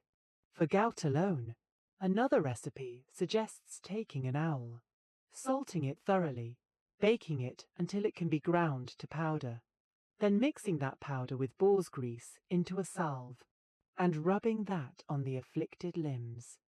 Picture that, an owl, symbol of wisdom, reduced to a strange medicinal ingredient. The salty, burnt owl powder in lard may sound like pure superstition, and it largely is, though who knows? Perhaps the salt had a mild effect on swelling, or the act of massaging boar grease, which stays soft at body temperature, loosened stiff joints. In any case, that was the prescribed cure. For eyesight problems, bizarre concoctions also appear. A medieval remedy for cataracts, described as a web in the eye, recommended taking the gallbladder of a hare and mixing its bile with honey, then applying a drop of this mixture to the eye for 3 nights. It is a calm evening when an elderly man suffering from cloudy vision sits in his hut, allowing his wife to drop a golden liquid into his eyes from a feather. It stings slightly. Bile is alkaline, and he blinks. According to the recipe, after repeated application, his vision should clear. We might doubt it worked, but interestingly, some modern studies show certain bile salts can dissolve proteins, so maybe it had a slight effect on cataract material. Mostly, though, it likely did little beyond the placebo effect and lubricating the eye with honey. Still, they persisted in hope. Perhaps more unsettling were remedies involving human materials, a category crossing from animal-based to something we call corpse medicine. It was not uncommon for apothecaries to stock mummy powder, pulverized, mummified, human remains, or for healers to use human, fat, blood, or skull in cures. Executioners in some locales became suppliers of such grisly ingredients, handing over the fat of executed criminals or the blood of the fallen, which were then incorporated into salves and potions. One concoction, called Axungia hominis, human fat, was mixed with moss from graveyard skulls and applied to wounds or arthritic joints. Strangely enough, that might have had a modest benefit. The moss, Usni lichen, has antibiotic properties, and fat creates a barrier to infection. It's theorized that such a salve could have reduced infection in wounds, perhaps saving limbs from amputation. Imagine a soldier with a badly infected gash. In desperation, a surgeon slathers on a salve made from rendered human fat and moss, murmuring a hope that, like cures like, the vitality of the human substance will reinvigorate the flesh. It's gruesome, but in the mind of a medieval practitioner, sympathetic magic and the sanctity of human life force might make it potent. Blood had its uses beyond just letting it out. Some conditions were treated by blood consumption. For instance, epileptic patients in Roman times were said to drink the blood of gladiators for cure. This carried into medieval practice occasionally, where the blood of a recently executed man was thought to contain his vitality and could treat maladies like epilepsy or the falling sickness. Ground human skull, cranium humanum, was used for headaches or for epileptic seizures, under the idea of like cures like, a part of a head to heal the head.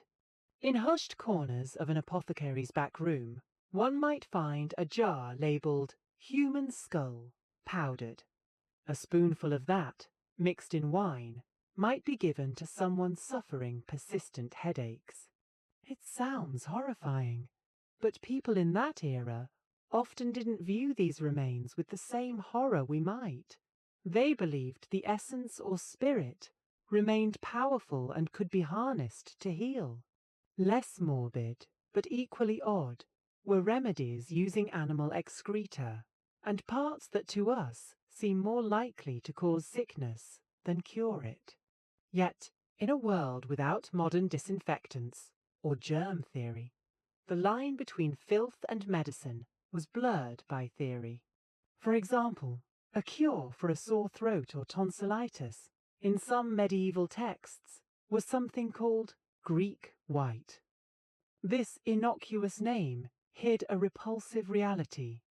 It was the white, mold-like growth on aged dog feces.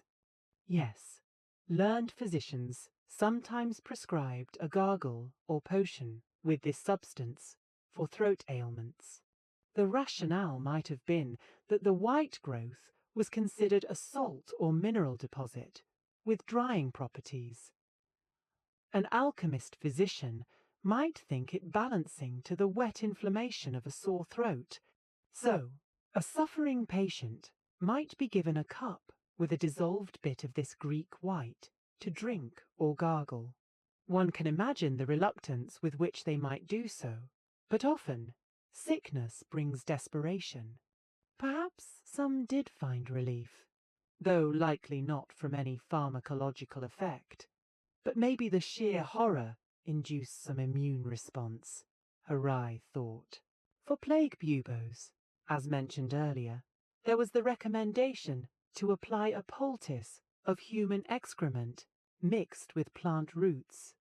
Gentile da Foligno's prescription of a plaster of lily root, umbelliferous plant, parsley family, and human feces was specifically to draw out the poison of plague sores. This calm, almost clinical instruction in a medical manual stands in contrast to our revulsion. But doctors observed how dung of certain animals was used in folk remedies and concluded perhaps there was something to it. Dried animal dung, like from dogs or goats, might have ammonia and other compounds that could act as irritants or mild antiseptics when applied. For example, goose dung was sometimes applied to bald heads, hoping to stimulate hair growth, or pigeon droppings used as a plaster for wounds. The theoretical underpinning was lacking. Often it was sympathetic magic, the idea that something foul could attract the foul humours out of the body. Unfortunately, these practices often backfired, introducing infection rather than curing it, as we logically know now. Indeed, the excrement poultice for plague likely made the infection worse, as one modern historian dryly noted. Needless to say, this concoction actually would have worsened the patient's condition. But at the time, it was a recommended course by a reputable physician. Other animal-derived concoctions were more symbolic. For example, there was a cure for illness by transferring the disease to an animal. Place a live hen or pigeon on the patient's swollen lymph nodes so that the bird would supposedly draw out the poison and die, saving the person. Chronicled in some plague accounts, families would pluck the tail feathers from a chicken and apply the bald, warm rump of the chicken to the plague bubo. The chicken, distressed, might linger or die. If it died, they might use another, believing the disease was being pulled out gradually. The patient, however, seldom recovered from such an advanced plague stage. Still, the image of a quiet sick room with a feebly clucking hen strapped to a patient's armpit or groin is one of those sadly absurd scenes medieval illness could entail. A calm but desperate attempt at salvation through sympathetic magic. Animal fats were an ubiquitous base for salves and had their own perceived virtues. Goose fat and pork lard were common, but some cures called for specific beasts. Bear fat or dog fat was considered particularly penetrating for joint pains. If one had access, a healer might rub bear grease on arthritic limbs. A more available option was bone marrow. One cure for weakness involved consuming the broth made by boiling animal bones and marrow, essentially a hearty soup, which indeed, as we know, provides nutrition and some immune support. So not a bad idea at all. Bones and horns were also used. Stag's horn shavings in wine was a remedy for swooning and heart palpitations. Maybe the calcium or protein in the horn did nothing, but it was a princely remedy, signifying strength of the stag being imparted. Ivory, from elephant or walrus, and pearls were ground and included in costly remedies for noble clients, as they were thought to carry noble properties. Paracelsus's laudanum, later era, but of note, had crushed coral and pearls in it, more as a signature of potency than any actual effect. And unicorn horn, usually powdered narwhal tusk, was highly prized as an antidote to poisons. Kings would pay fortunes for a piece, to grind and ingest if they feared poisoning. Mary, Queen of Scots, supposedly had a bit of unicorn horn to protect her.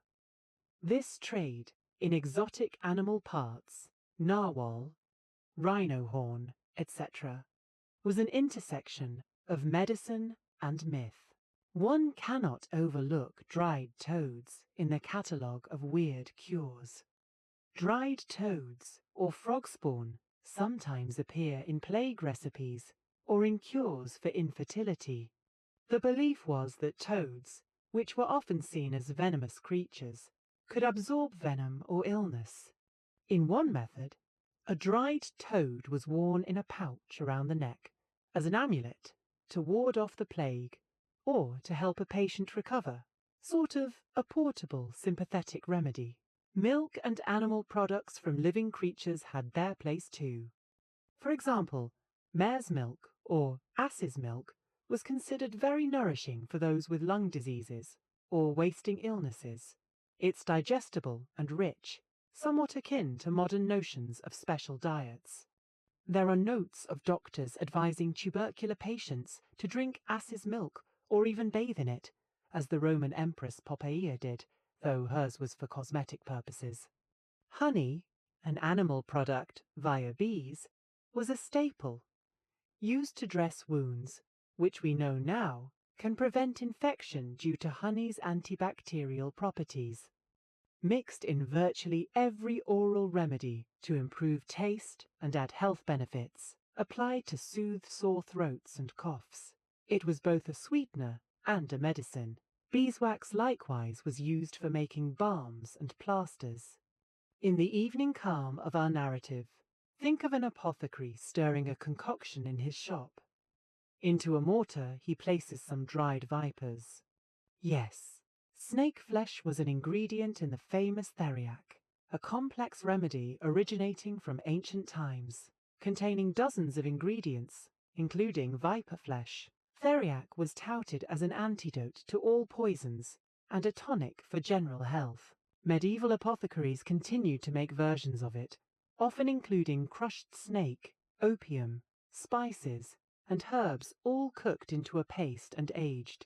It was extremely expensive, basically a luxury panacea.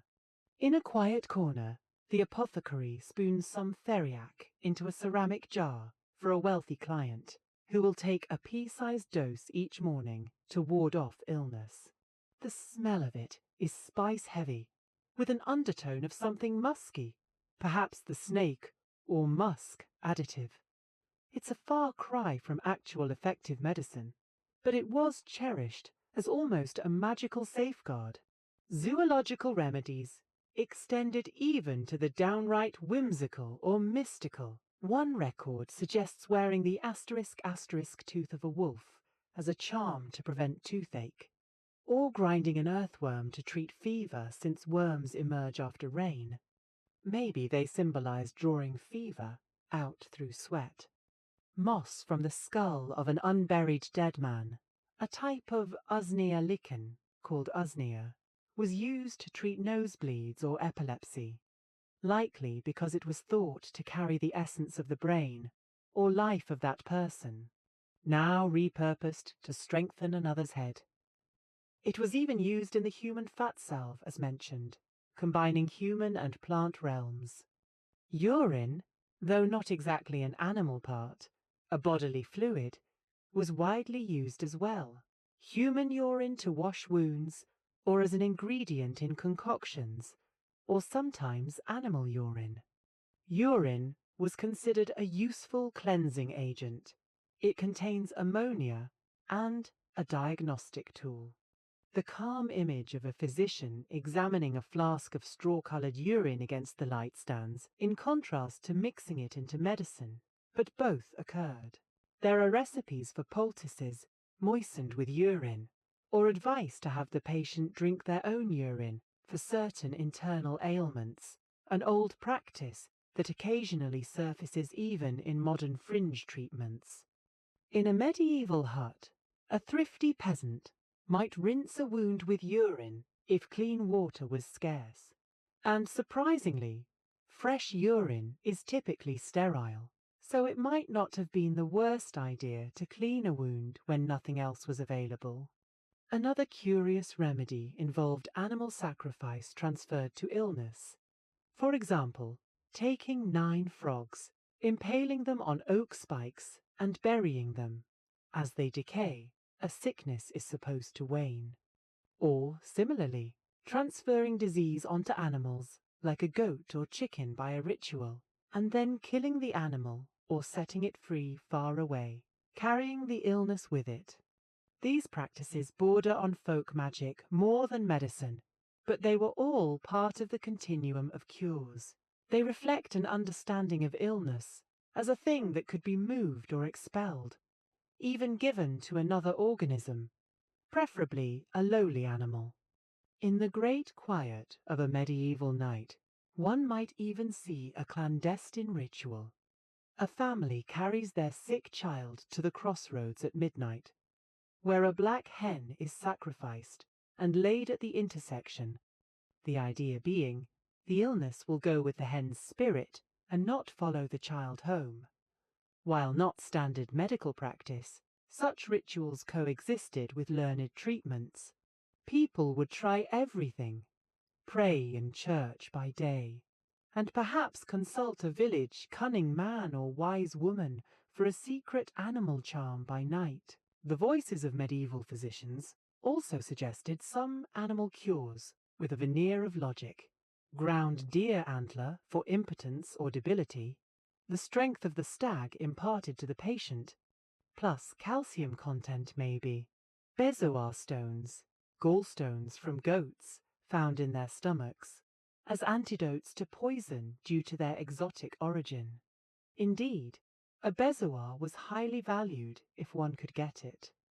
The King of France in the 16th century famously tested a bezoar by having a condemned man ingest poison, and then giving him a bezoar. The man still died, proving that not all treasured cures worked as claimed. Amid all this, a calmer, more benign animal remedy might be something like snail syrup. A common preparation for chest ailments, especially in later centuries but begun earlier, was to boil snails in barley, water, or milk, sometimes with sugar or herbs, to create a protein-rich, mild syrup that was given to consumptive tubercular patients to strengthen them. It sounds icky, but snail mucin is actually used in modern cosmetics and has soothing properties. At least snail syrup provided calories and perhaps a slight demulcent effect on the throat. So, picture a gentle scenario: a nun in a convent infirmary, quietly collecting snails in the dew and placing them, shells and all, in a pot with milk over a slow fire. She stirs patiently until the snails dissolve and the mixture thickens. Then she strains it, adds honey, and feeds spoonfuls to a young nun who has been coughing up blood, a likely case of consumption. The patient grimaces but swallows. The nun sits by her, humming a psalm. For a moment, in that soft light of dawn, the snail medicine is a symbol of humble care. Nature's lowliest creatures, offering something of themselves for healing.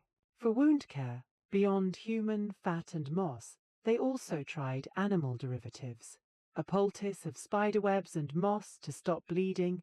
Spiderwebs actually have some vitamin K and clotting effect. So, not useless. Or, packing wounds with honey. Good. Or, dung bad. Sheep's wool boiled in water was used to make lanolin-rich liquid to wash wounds and soothe skin.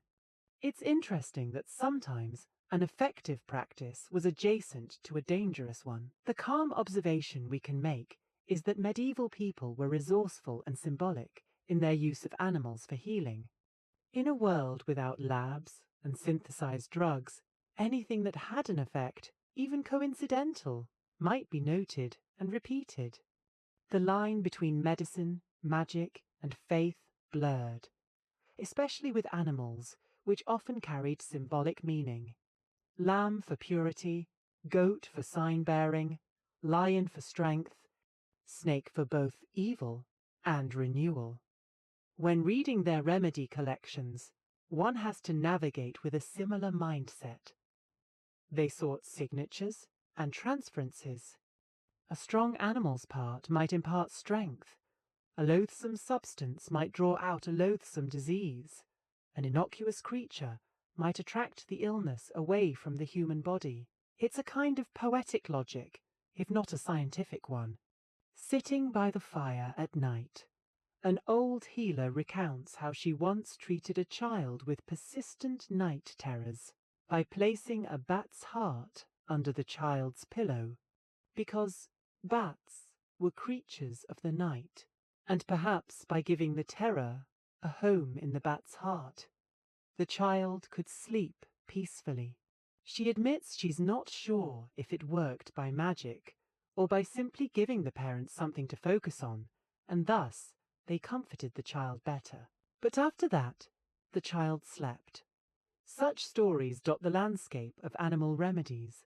Some likely had real effect, others only psychological, many none at all. Let us not forget the apothecary shops where many animal ingredients were sold alongside herbs. A traveller in a city might enter an apothecary and see shelves with dried lizards, powders labelled crab's eyes, which were actually little stony concretions from a crayfish used for calcium to settle the stomach, skink skin, a type of lizard used in theriac, or castoreum beaver gland, secretions that smell like medicinal musk, used for headaches and hysteria. The smell in such a shop was an overpowering blend of dried meat, resin, spice, and mustiness. The apothecary, a calm and educated man, would assure you of the quality of these rare imports. This is genuine mummy powder from the East, very effective for internal bleeding and epilepsy. And here, beaver testicles ground to dust, a proven remedy for fevers. Beaver testicles likely had salicylic acid, if the beaver ate willow. Interestingly, customers might balk at prices more than content. They were somewhat inured to odd ingredients. If it came in a jar from a far land, it gained an aura of potency simply through exoticism. To illustrate one more animal cure scenario calmly. A young knight suffers from terrible toothache, a cavity rotten to the root. In absence of any proper dental procedure, he goes to a barber surgeon to have it pulled. But before that, his wise old nurse tries a known trick. She takes a bit of wolfsbane, poisonous, ironically, and roasts it with a clove of garlic, then applies it to the aching tooth. Or she might burn the herb and direct the smoke into his mouth to kill the tooth worm. They believed a worm caused tooth decay. When that fails to fully help, she gets a small piece of henbane seed and instructs the knight to chew it at the side of the bad tooth.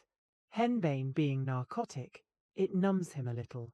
Under its influence, he is calmer, as the surgeon eventually wrenches out the tooth with pliers. Was the henbane an animal cure? Not exactly, but an example of overlap. Henbane's other name was hogsbean, because pigs would eat it and get stupefied. The nurse might even have observed a hog get sleepy after eating henbane, giving her the idea to use it for pain.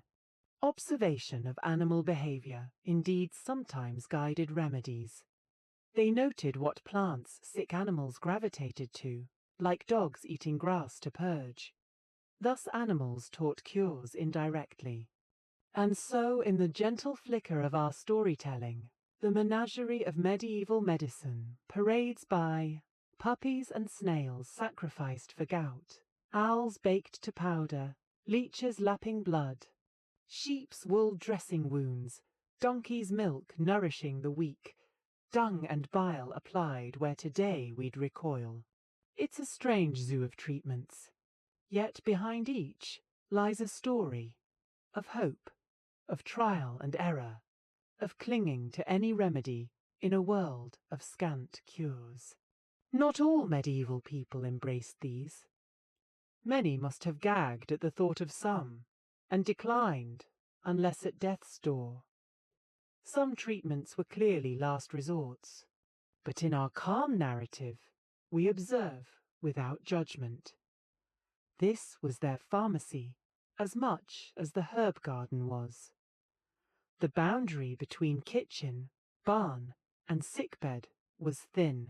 The same animals that ploughed fields or sat in laps might, after death, or through their byproducts, become medicine. Life and death were intertwined. Using parts of death to preserve life felt like part of the natural cycle to them.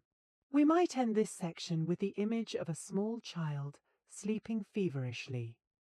A soft poultice tied to her feet filled with pigeon droppings and herbs, as per an old wives' tale to draw fever down and out. The night is quiet, and the mother dozes in a chair by the hearth, hoping at first light the child's fever will have flown away like the pigeon that symbolically lent its droppings for the task.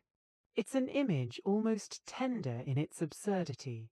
Love and desperation distilled into a bizarre remedy. Many of these animal-based cures were, at their heart, acts of love or hope. People did these things not out of perversity, but because they earnestly wanted to heal, and had limited means. In that light, even the strangest medieval cure commands a certain respect as a testament to human ingenuity and the deep desire to alleviate suffering by any means. Twilight falls in a small fortress town, inside a keep's draughty great hall, now repurposed as an impromptu surgery. A scene of tense quiet unfolds. A man-at-arms lies on a long table of oak, lanterns casting golden halos of light around him.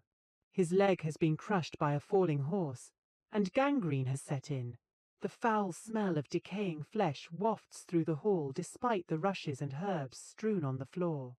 The surgeon, a seasoned older man with steady eyes, has determined that amputation is the only chance to save the man's life. In this era, such a procedure is dreaded by all, surgeon and patient alike. There are no anesthetics beyond perhaps a cup of strong wine laced with a dose of opium or mandrake, and even that may only dull the pain slightly or come with its own risks. The patient has been given as much wine as he could stomach and chewed on a rolled bit of leather. His friends hold him down gently, 2 at the shoulders, 1 at the good leg. The surgeon has prepared his tools: a sturdy iron bone saw, a razor-sharp curved knife called a catlin for cutting flesh, and hot irons heating in a brazier nearby to cauterize bleeding vessels. His apprentice stands by pale-faced, holding clean linen bandages and a basin of vinegar water to swab the wound after. In a low, calm tone, the surgeon tells the man to recite a prayer or focus on a distant point. The patient, sweating and eyes wild, mutters the Lord's Prayer rapidly, then clenches a wooden bit in his teeth. The surgeon nods to the assistants. In one swift stroke, he slices through the skin and muscle of the thigh, just above the blackened, rotting flesh of the wound. The patient screams into his gag. His body bucks, but the strong arms of his comrades keep him in place.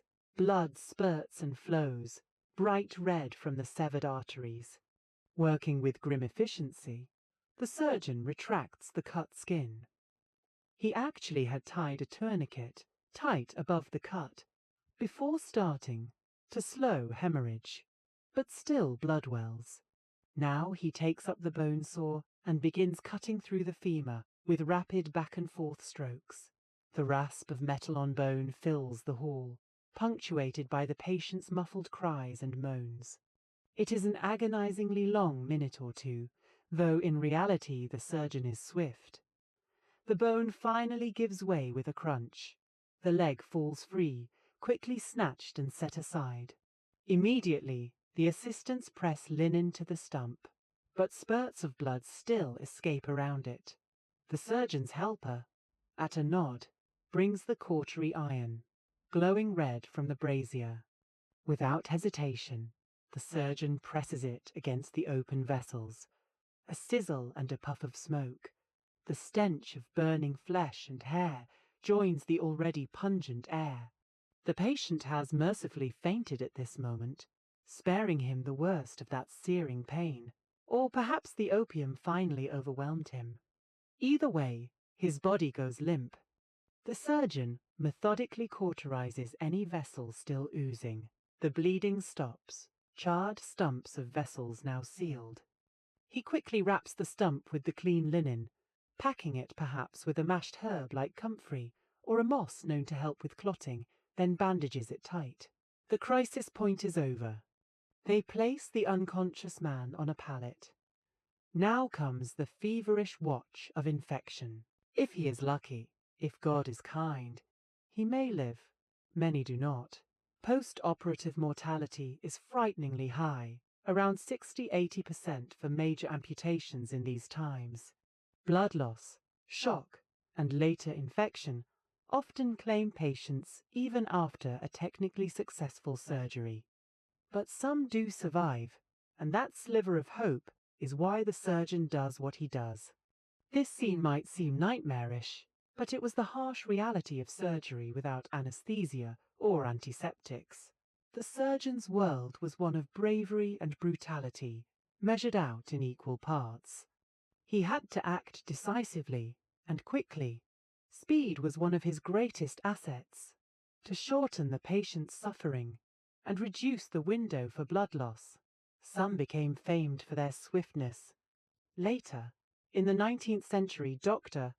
Robert Liston could remove a leg in under 30 seconds, boasting a low mortality rate, though he once infamously had a 300% mortality in one surgery by accident. But that's another era's anecdote.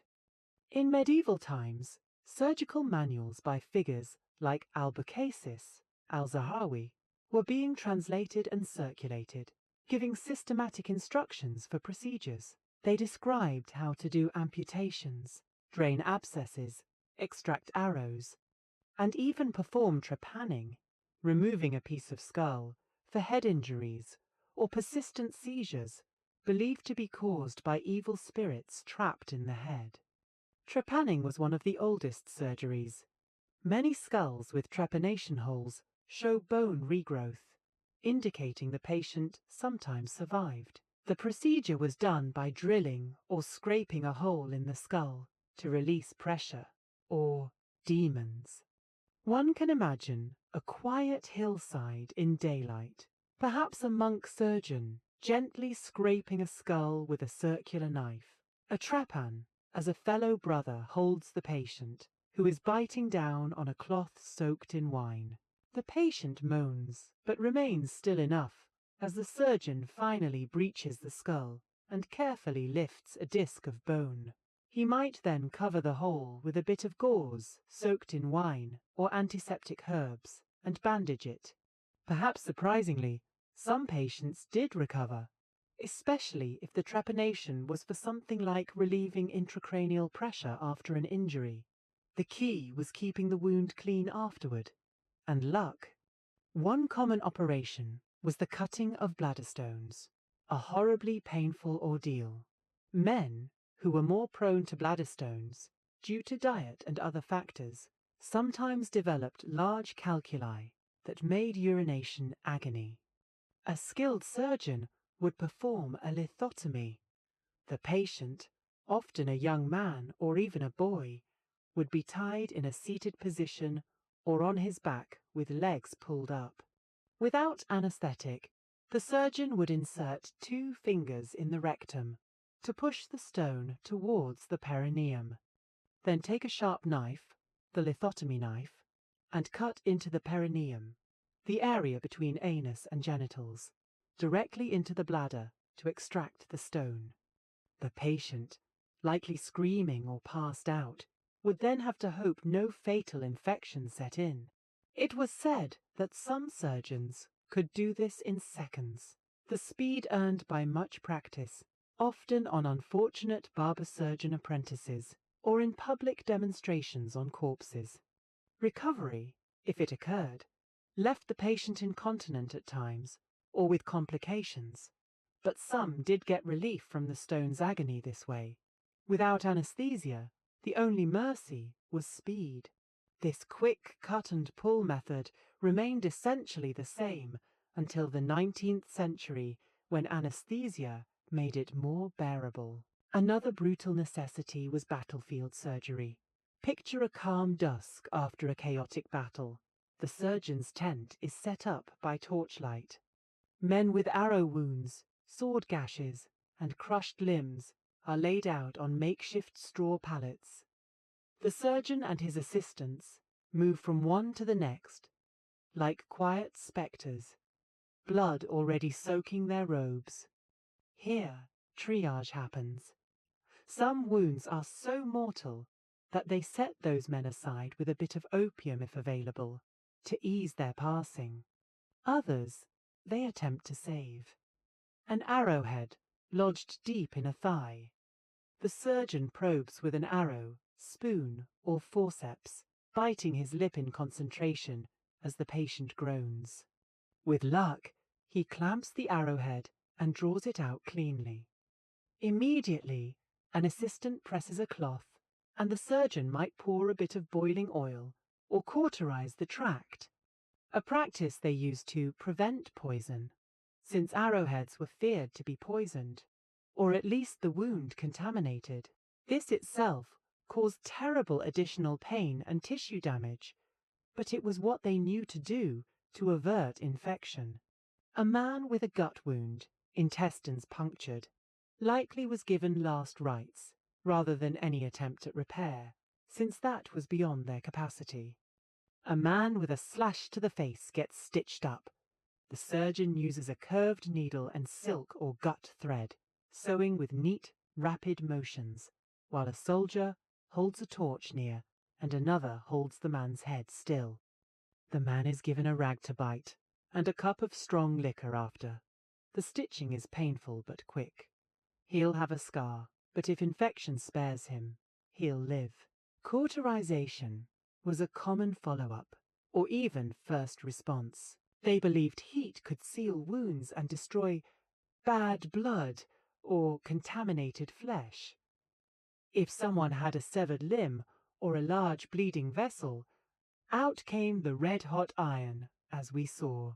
If someone had rabies or a bite, they might cauterize the wound aggressively with a hot iron or boiling oil, hoping to neutralize the poison of the mad dog ineffective against rabies virus. But it was the best guess then. If someone had infected tissue, gangrene, beyond amputation, sometimes they tried fire, essentially burning away the rotten flesh. It was a horrific treatment, but sometimes small cauterizations did help staunch bleeding or close an amputation wound enough to prevent immediate hemorrhagic death. They even had specialized cautery irons of different shapes for different areas. Long, slender ones to stick into deep wounds, flat irons for surface. In the calm recollection of a surgeon's mind, he knows each tool by weight and feel, forging a mental preparation each time he must use them. Infection was the unseen killer. The medieval surgeon battled blindly. He did know that wounds festered and that pus could be deadly, though they distinguished between laudable pus, thick, white, supposedly good healing sign, and malignant pus, foul, green, without germ theory. They attributed infection to imbalanced humours or bad air getting into the wound. They tried various balms to stave it off. Wine dressings. Wine has alcohol, mildly antiseptic. Honey, antibacterial. Vinegar washes, all of which at least cleaned the wound somewhat. Some surgeons had surprisingly modern advice. Guy de Chauliac advised washing wounds with wine and not sealing them up too quickly, essentially a form of cleaning. He also described using onions and figs to draw out pus in plague buboes. The surgical textbooks often emphasized cleanliness, even if they didn't know why. Keep instruments clean, hands clean, or at least wash them, a seemingly obvious but important detail. Nevertheless, with no concept of sterility, many wounds would get infected. Post-surgery, fevers would spell doom often. The surgeons noted that the larger the operation, like amputation, the more likely the patient succumbs later to a wasting fever or hospital gangrene. It's no wonder that surgeons often avoided major surgeries unless absolutely necessary. They knew the odds. In fact, as cited, medieval surgeons were wary of doing too many amputations because the mortality was daunting.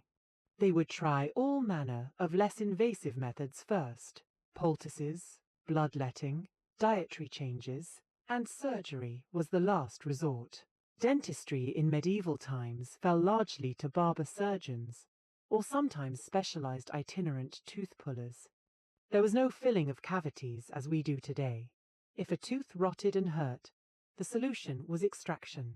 A patient with a raging toothache might find himself one morning at the fair, where a travelling surgeon has set up a little stage. The surgeon, to entertain the crowd and advertise his skills, might dramatically pull the poor fellow's tooth in public. He uses a tool called a dental pelican, a primitive forceps, leverage tool, or simply pliers. With a quick prayer, or perhaps a swig of ale to numb the fellow slightly, he grasps the decayed tooth and yanks. If it's stubborn, he may twist and pry. The crack and scream cause the onlookers to gasp. But then he holds up the gory tooth triumphantly. The patient, tears streaming, realizes the deep pain is gone, replaced by a different, cleaner pain of the wound, which will hopefully heal. The surgeon stuffs a bit of lint in the socket and maybe tells him to rinse with salt water or wine. Applause from the crowd. The surgeon might claim this proves his ability and invite others to come forth with their ills. Medieval illustrations depict tooth pullers. Often, the patients are shown with contorted faces, the operator bracing a foot on the chair, sometimes for leverage. It was rough, but quick. If multiple teeth ached, they might pull several at once. No dentures back then, so people ended up toothless and chewing with gums. Still, it was better than dying from a deep jaw infection, which did happen occasionally, known as jaw falls or other terms. Setting broken bones was a quieter side of surgery, more like orthopedics. Medieval surgeons knew how to splint fractures, reduce dislocations. They extended limbs, popped joints back in place, with a knowledge derived from classical texts and practice. For broken bones, they fashioned splints from wood or tree bark, wrapped in cloth, to immobilize the limb after aligning the bones as best as possible. They lacked X-rays, so it was by feel. Compound fractures, bones sticking out, often got infected and led to amputation or death. But simpler fractures could heal well under a skilled hand. A calm image. A peasant with a broken arm sits by the hearth as the local barber surgeon gently pulls the arm to align the bones, then binds it between two willow sticks. He advises the man to keep it tied for many weeks and perhaps gives him comfrey paste to eat or apply. Comfrey was called bone knit.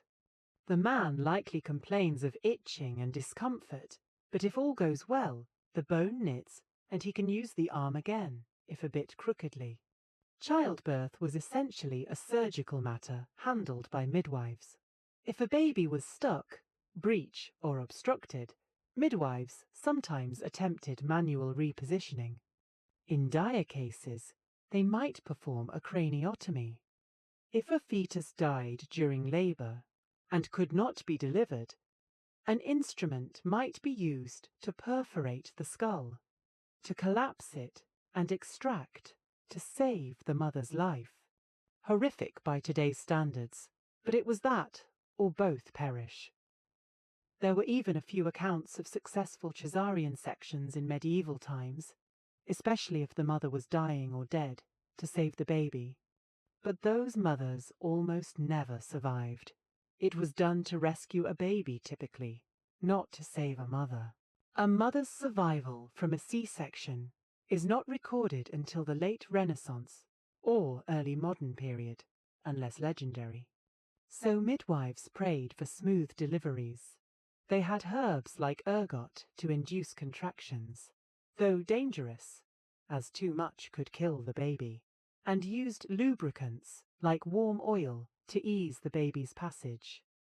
They also had customs, birthing stools, certain prayers, or invoking saints, Street Margaret for childbirth.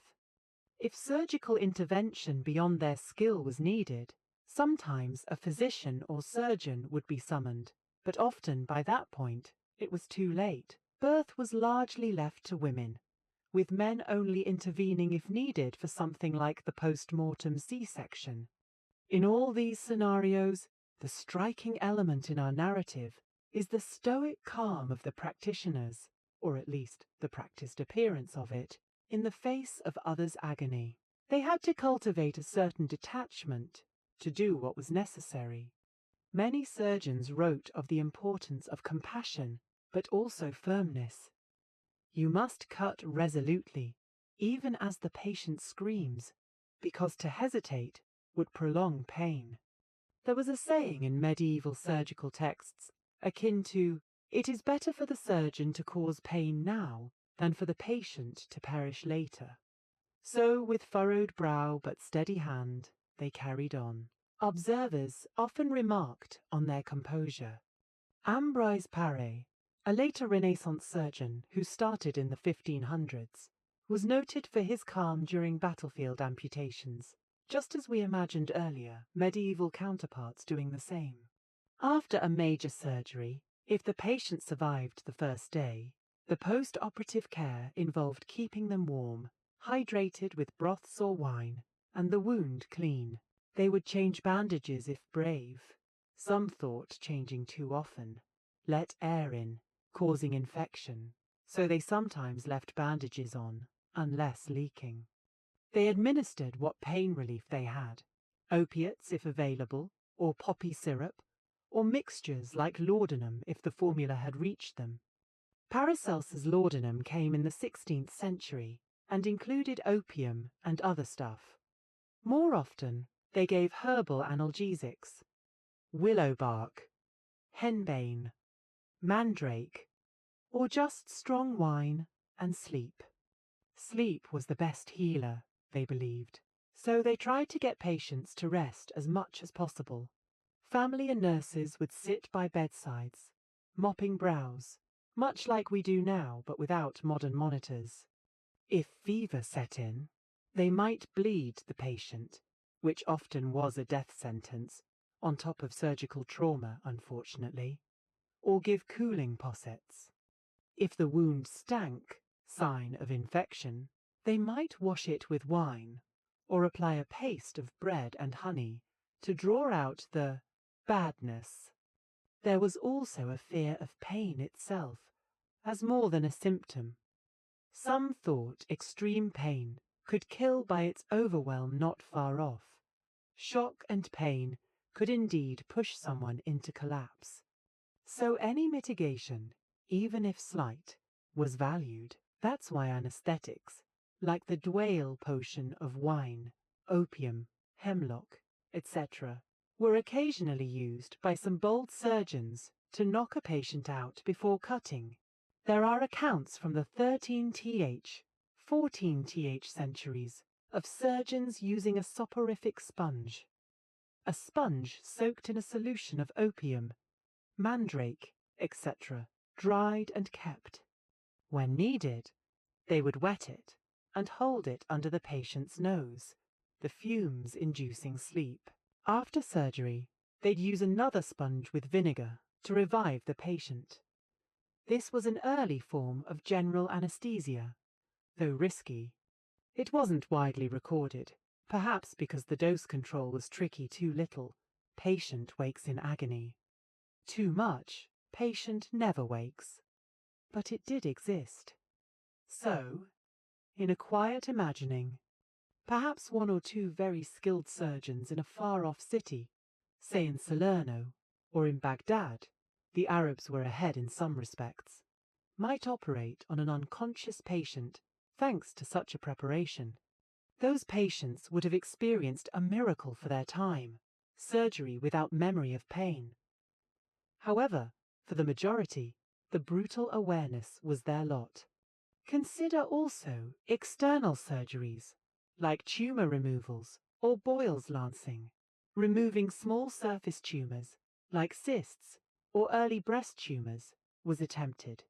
The patient might be held and given something to bite, while the surgeon excised the lump with a knife, without antiseptic, that also had infection risk. Lancing boils or cysts was common.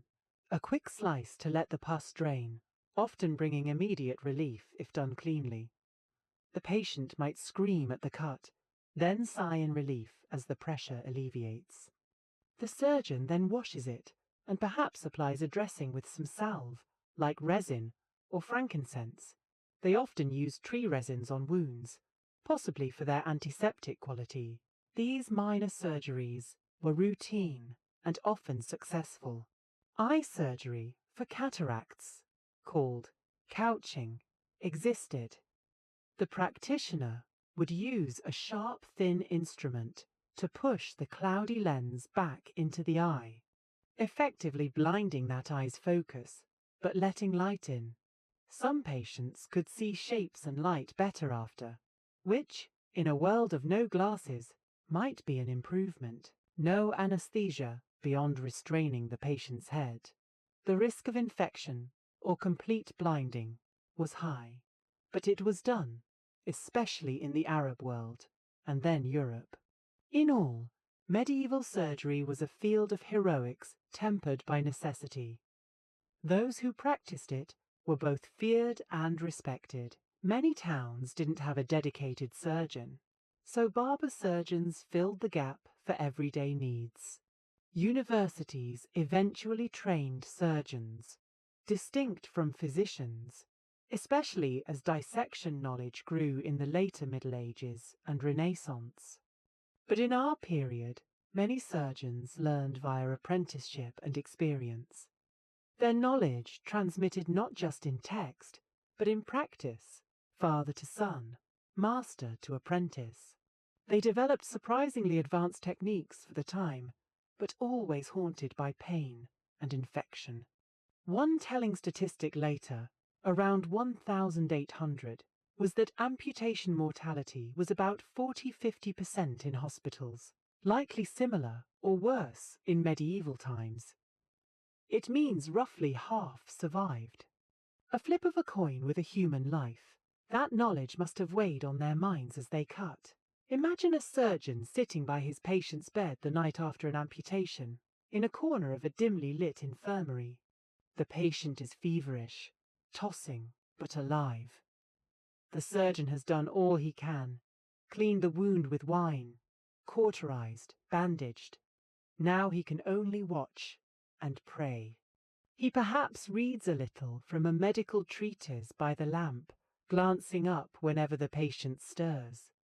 In those quiet hours, he might question his path or relive the screams. But come morning, if the patient shows signs of strength, he will rejoice inwardly and present a calm, encouraging face to him. If the patient worsens, he'll do what he can to comfort in the final moments. Surgeons saw death often. Many became a bit inured.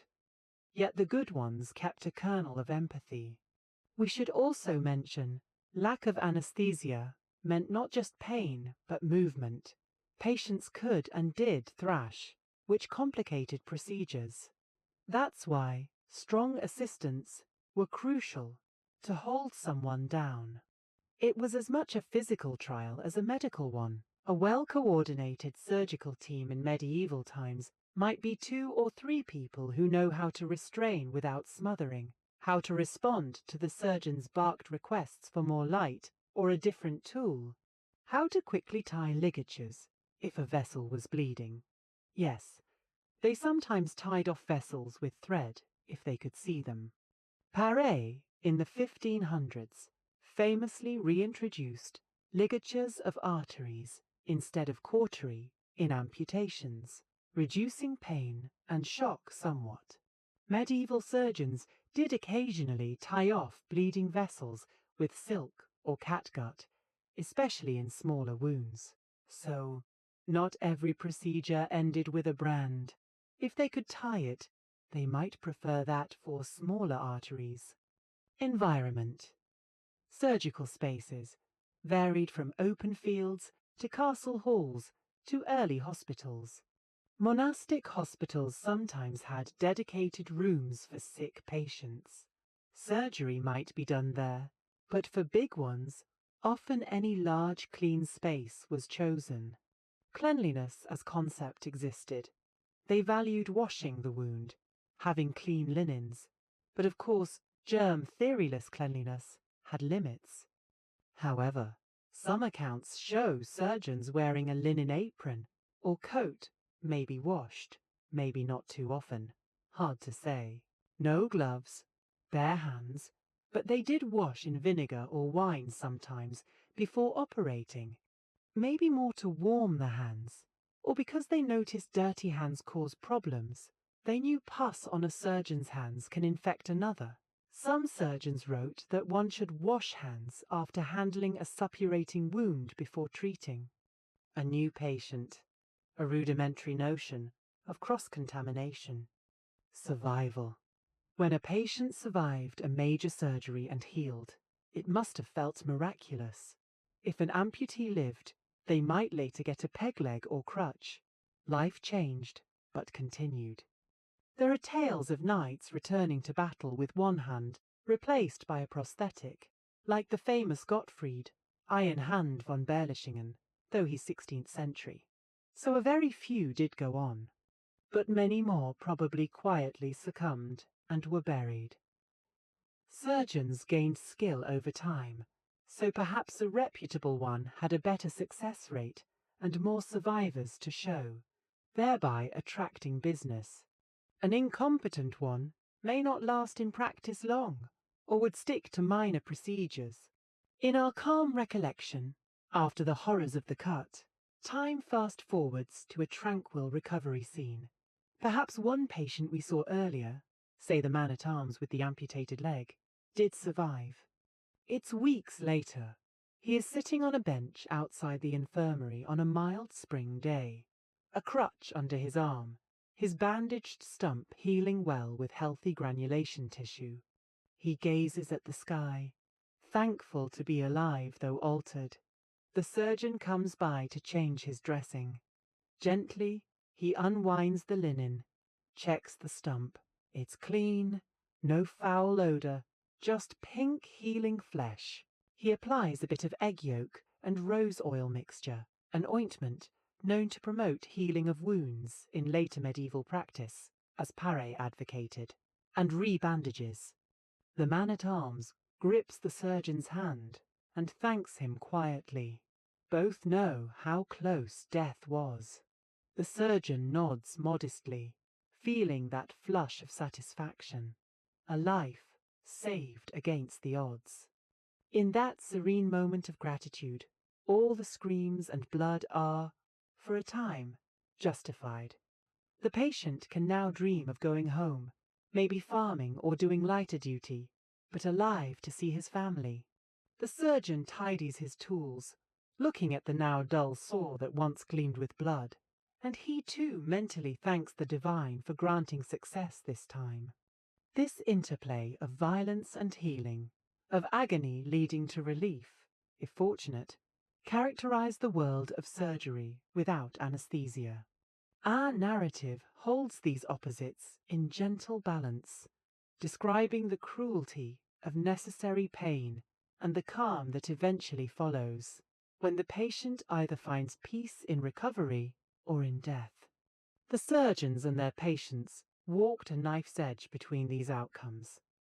Each operation was a journey through fire, hoping to emerge in light, and all of it transpired in the same slow-moving medieval time as any other event. No quick ambulance or ER, just the languid passing of hours and days as wounds tried to heal. In that slower sense of time, perhaps some patients could integrate the shock better, or perhaps it made it worse by stretching the suffering. But eventually, night falls again, as it always does, and the surgeon rests his weary hands. The patients rest on their pallets, some moaning softly, others asleep from herbal draughts. Outside, the town is quiet, except for a distant night watchman's call. Another day of strife and skill has ended, and in the silence one could almost imagine hearing a collective sigh of relief from those who survived it. Thus ends our calm exploration of the surgeon's art in medieval times, an art both terrible and noble, wielded with iron will and compassionate heart in equal measure, where saving a life meant braving the cries of the living. Even in an age accustomed to hardship, there were times when the line between remedy and poison blurred tragically, when the very treatment meant to heal carried death in its folds. In the soft glow of hindsight, we see these cases with a tinge of sorrow, the patient putting all faith in a cure, only to be undone by it. Medieval medicine, with its potent potions and drastic measures, had ample opportunity for such outcomes. Consider the simple act of bloodletting once more. We have followed its practice. Now we reflect on its misuses. Many a medieval person likely bled to death not from their illness, but from overly zealous bloodletting. A well-meaning physician, seeing a patient with a high fever, orders repeated bleedings, morning, noon, and night. Historical records imply that some doctors bled patients multiple times, taking large quantities each session. One British text, even later, recommended bleeding for conditions ranging from acne to smallpox, sometimes until the patient lost consciousness. We can imagine a scenario: a young woman with a severe fever, perhaps pneumonia. On the first day, they take some blood, and she swoons briefly, then wakes. The fever still rages. On the second day, they bleed her again. Perhaps more. She grows very weak, lips pale.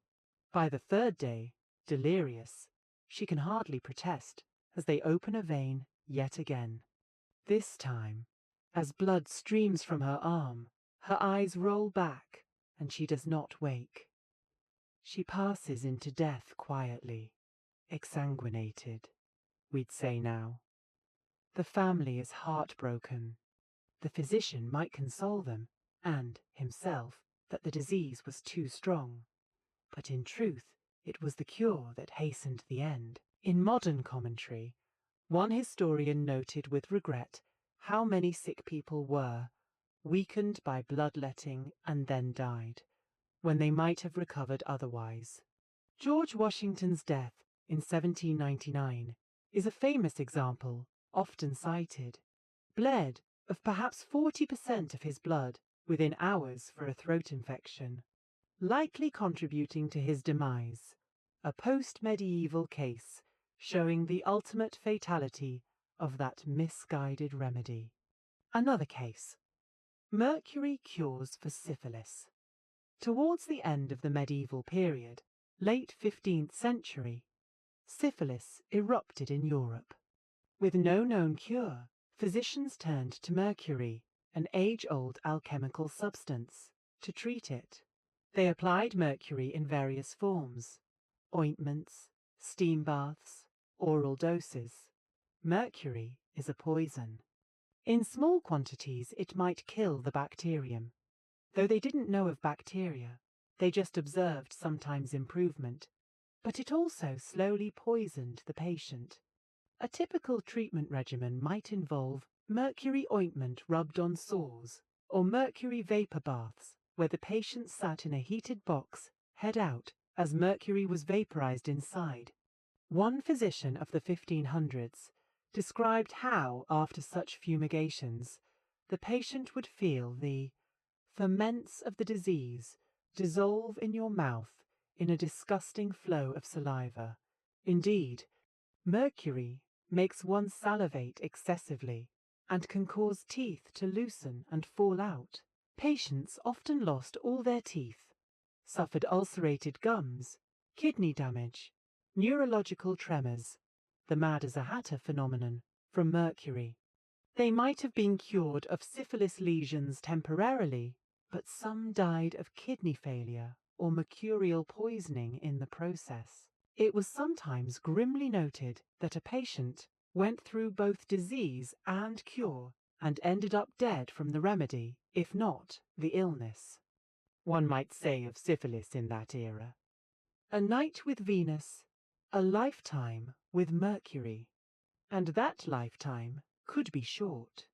The tragedy was that patients often willingly endured this, as syphilis was terribly feared and painful. Some did recover. It's possible mild mercurial treatment did suppress the disease enough for the immune system to manage syphilis, can go dormant, but many had their health permanently wrecked by mercury. Trembling hands, lost teeth, a haunted expression.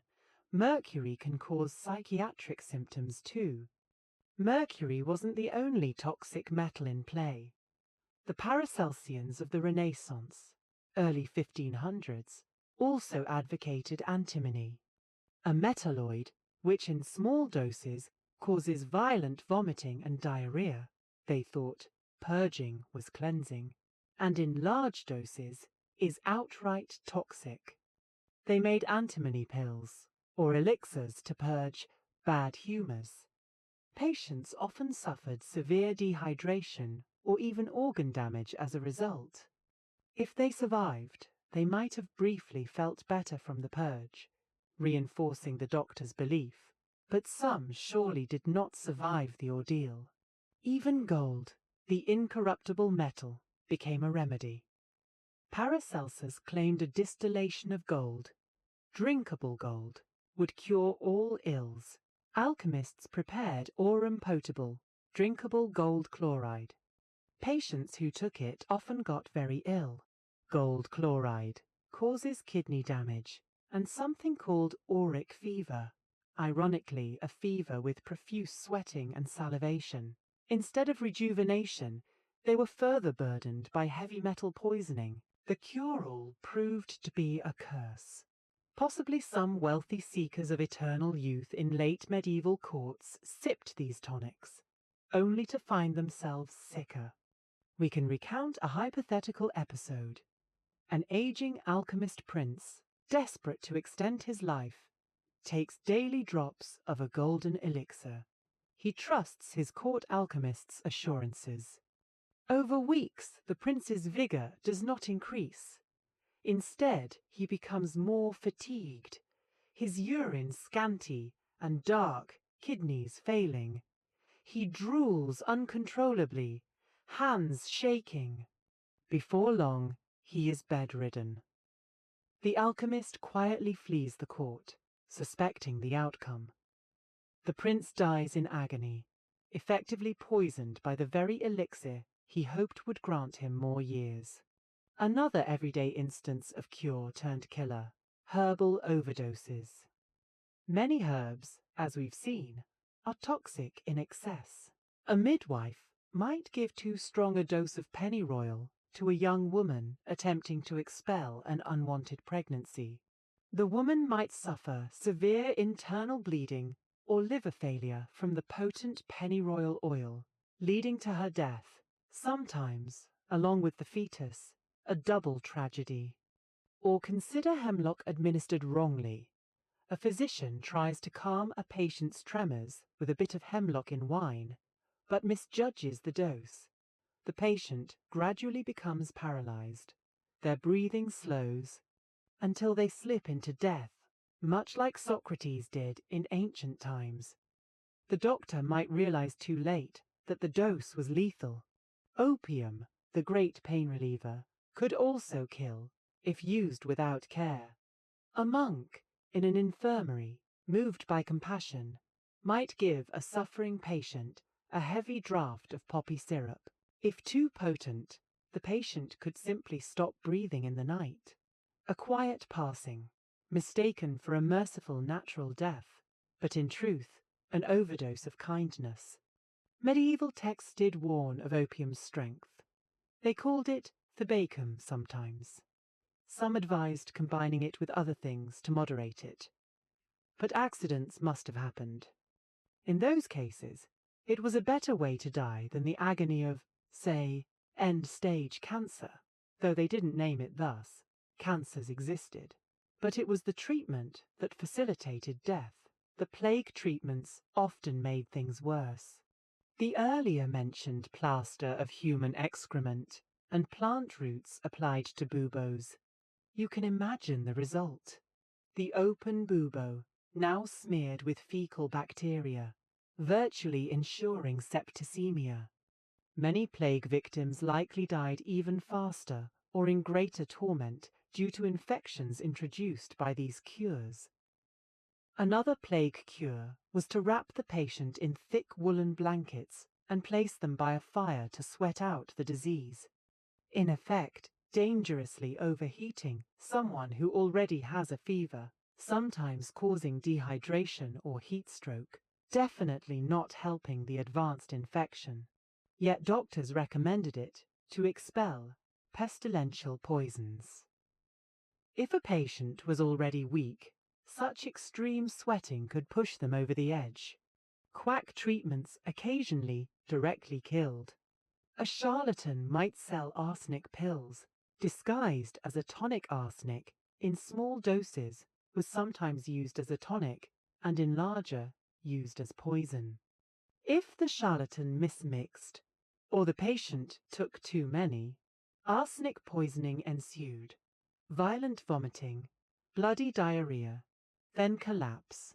People in history were often slowly poisoned by medicinal arsenic taken as a complexion improver or stamina booster. In mental illness, a tragic notion was that sometimes it was better to let the patient die than live mad. Extreme. But some practitioners might attempt hazardous cures, like forcing a sufferer to drink poisonous concoctions to shock them to sanity. If they died, well, that was an unfortunate side effect. A severe example, trephining, for perceived demonic possession. If the hole in the skull got infected or caused bleeding inside, the patient could die or suffer brain injury. So, trying to cure their fits, they might pay with their life. One particularly poignant scenario could be a child with worms. Intestinal worms were common. A healer might give a strong purge, perhaps a mixture containing oil of wormwood or santonin, if they had it from certain plants, to flush out the worms. But if too strong, the child could die of dehydration from the resultant diarrhea. Cases like this likely happened, where the cure for worms, purging, left the child too weak to survive. Alternatively, not medieval, but later, some purges contained antimony, and children often succumbed to those in the 17th centuries. In medieval times, they'd use herbal purgatives like hellebore or coloquintida, a harsh cucumber, which in overdose could cause fatal gastroenteritis. Allergic reactions might have occurred, though not understood. For instance, a bee sting remedy might involve rubbing the sting with certain herbs. If the person was severely allergic, no herbal cure would save them, and they might die attributing it to the severity of the bee's venom rather than inability of remedy. Not exactly cure killing, but rather cure failing dramatically. Then there were the outcomes of surgeries we discussed. Sometimes amputation or surgery led to fatal infections. You could say the cure surgery became the killer because without surgery, the patient might have lived a bit longer or not gone septic from a hospital infection.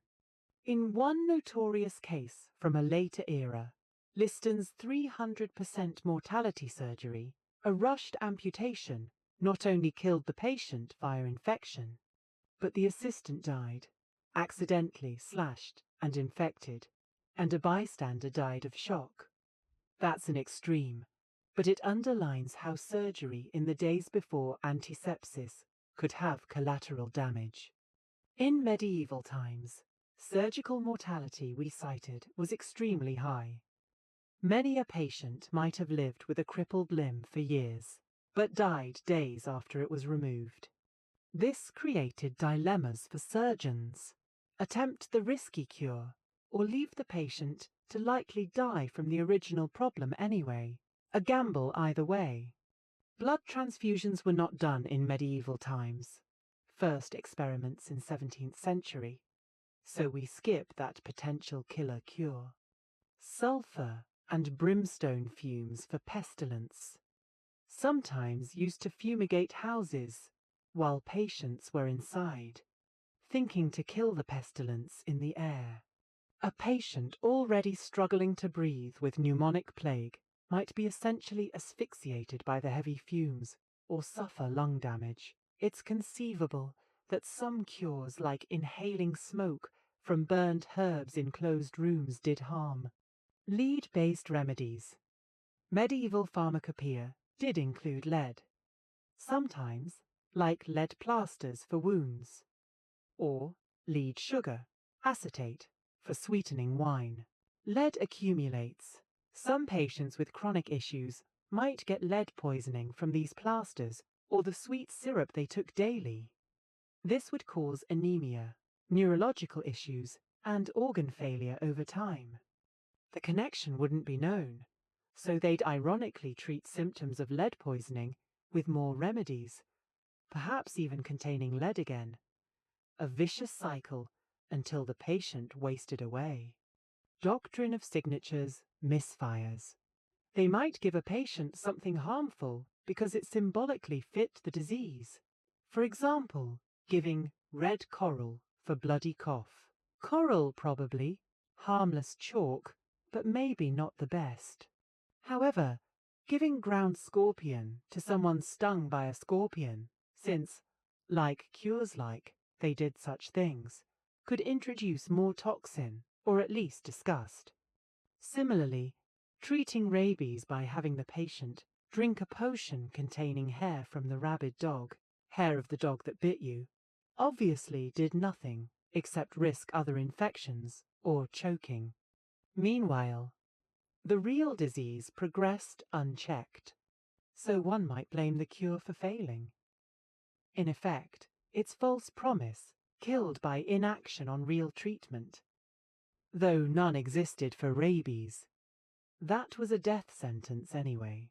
In the plague, one of the worst cure-turned-killer episodes was the flagellant movement, people physically scourging themselves to atone for sin and end the plague. They travelled city to city in large groups. Ironically, they possibly helped spread the plague further through their movements and gatherings. Thus, their method of curing society through penance likely exacerbated the epidemic. We should not forget superstitious or magical cures that caused harm. For instance, advising a desperately ill person to avoid other treatments and go on a pilgrimage. The journey could kill them when a simpler remedy might have saved them, like rest and hydration. Or telling a mentally ill person to undergo an exorcism that involves physical abuse or stress, potentially leading to injury or death of that person. Let's frame a gentle, tragic anecdote. A father in a village has a young daughter with severe diarrhea, perhaps cholera or dysentery in an outbreak. The wise woman's remedy: give her a tincture of oleander, assuming they had such, just as a concept. Oleander is poisonous, or a strong dose of calomel, mercurous chloride, used later, but you never know if some proto-form existed. In his anxiety, the father administers it double strength, desperate to stop the flux. The child quiets, but only because she's been fatally poisoned. Within hours, she grows cold and still. The father realizes with horror that in trying to save her, he may have hastened her end. It's a poignant scene, but certainly such heartbreak happened countless times, with various remedies. Even in high medicine, Pope Clement VI, during the plague, sat between huge fires in his chamber, believing it purified the air. He survived, maybe by luck, or the physical barrier from fleas by the heat. But imagine someone else replicating that, a minor noble, in a closed room with roaring fires on a summer day to ward off plague. He overheats, gets heat stroke, or damages his lungs with smoke inhalation, possibly dying from that stress if already sick. The intention to avoid miasma ironically causes lethal stress to the body. In summary, the road to hell was paved with good intentions in medieval medicine. The voices of medieval commentators occasionally recognized these dangers. A 15th century critic might say, "More perish from the physic treatment than from the sickness." The Library of Congress blog earlier observed how cures often greatly exacerbated their patients' suffering. We can cite that as evidence. Many treatments did more harm than help.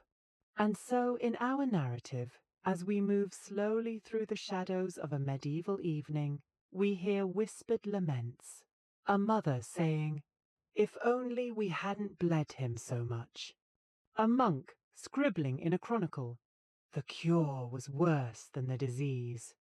Physicians themselves debated some of these things. Gentler souls argued against extreme measures, while others insisted on them.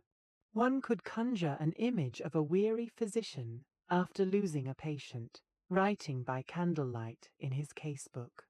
He writes, "Tried all remedies, multiple purges, cautery to the buboes, strong theriac wine, patient expired near Compline."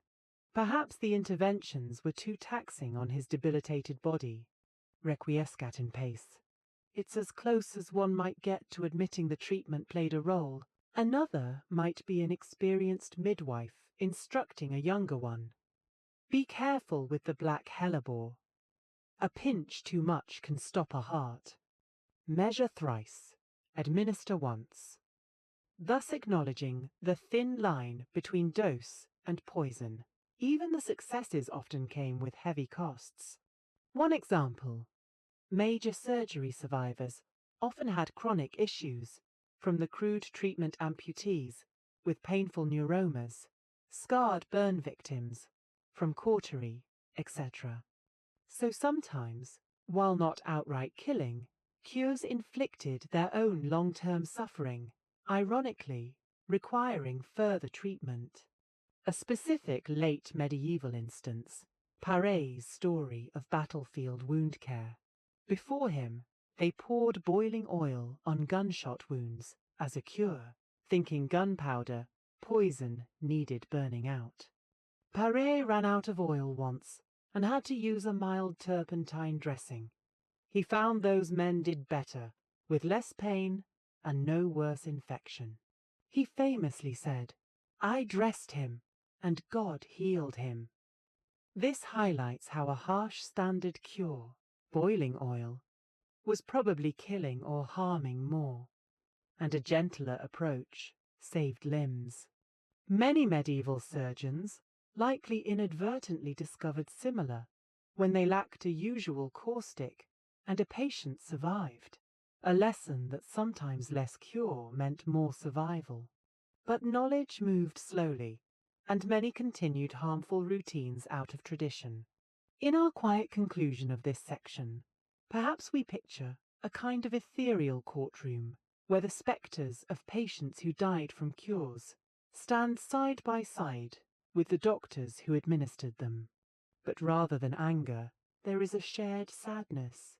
They were all doing their best in darkness. In the absence of true remedies, they grasped sometimes at poison, and it slipped through their fingers, harming those they aimed to help, not out of malice, but out of ignorance and desperation.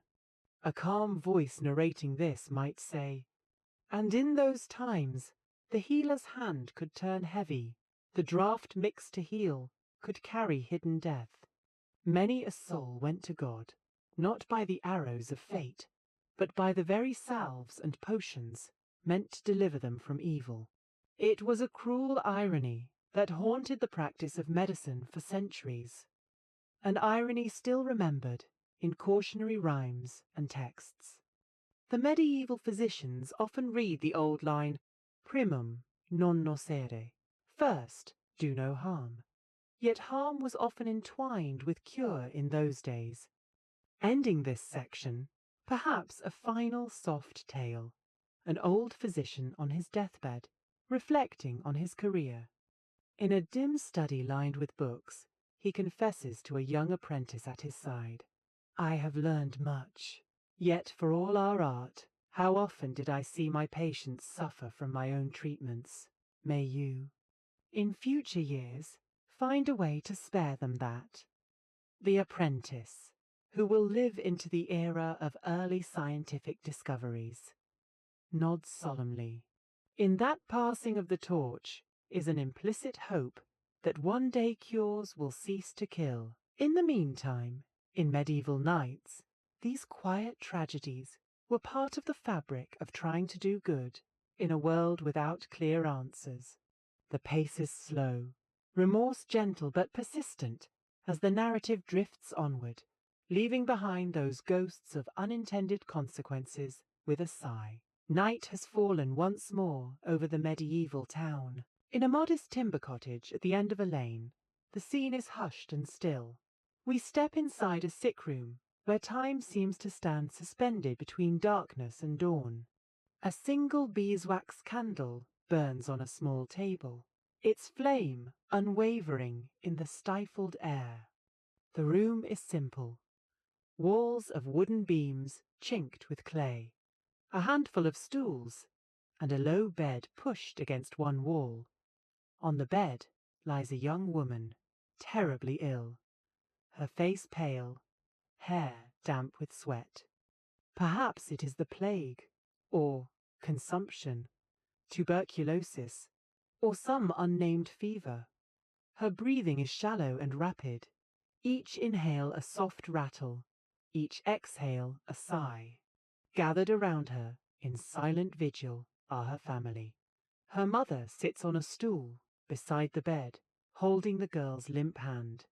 The mother's thumb slowly strokes the back of that hand in an unconscious, repetitive gesture, as if by that motion she can impart strength or at least comfort.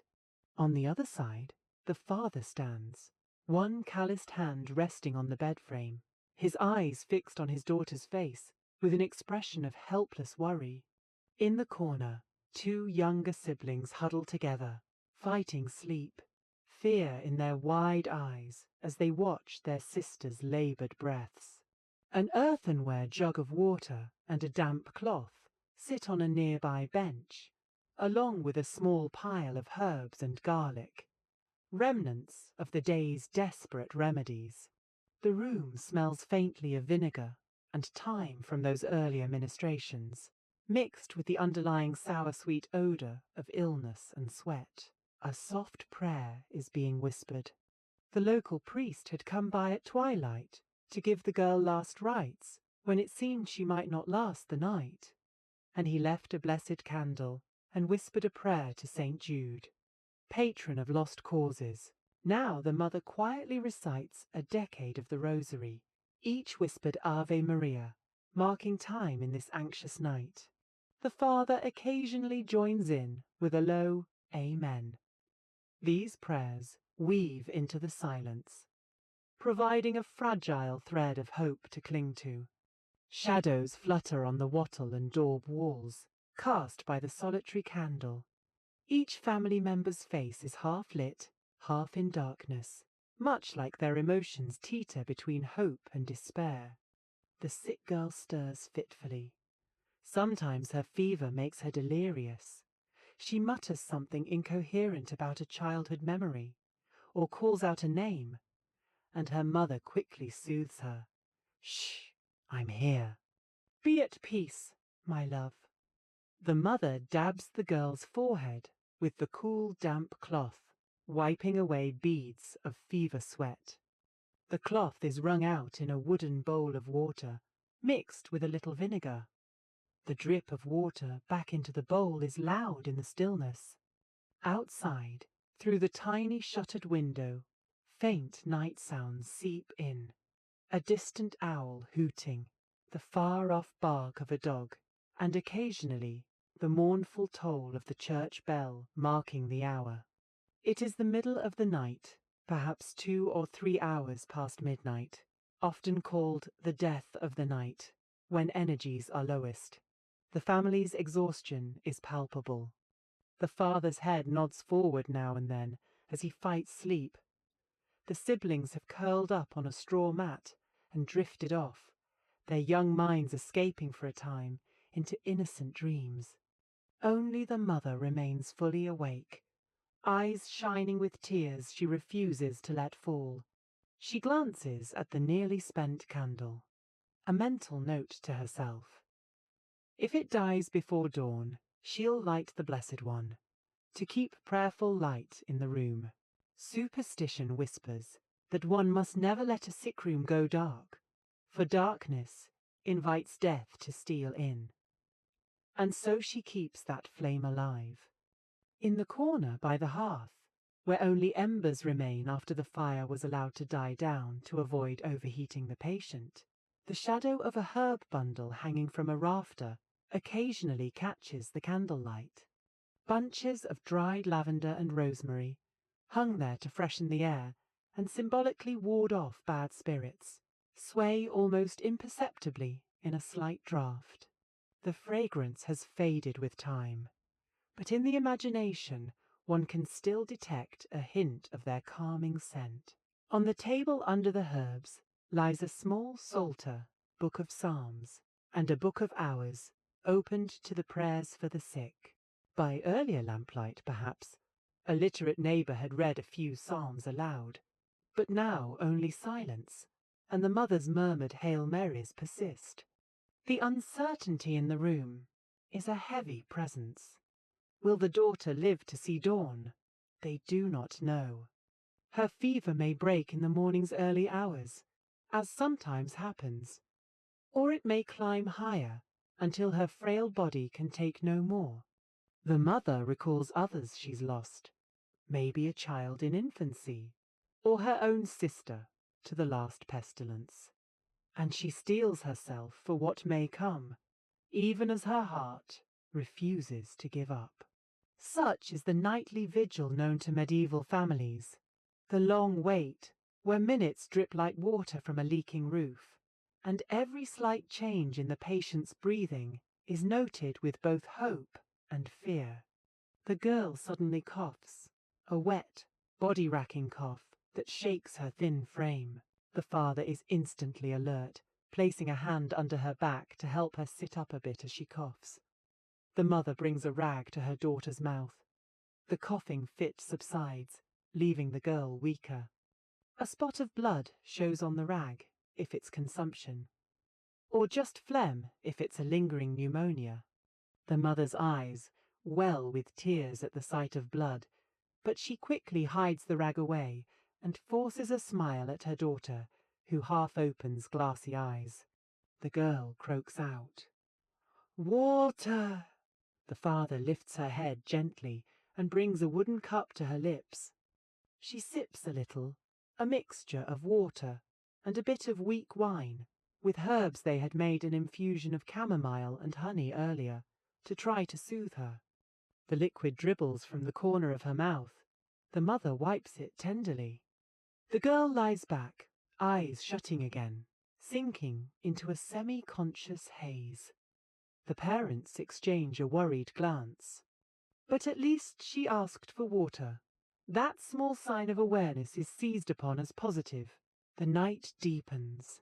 A cool breeze slips in under the door, making the candle flame shiver.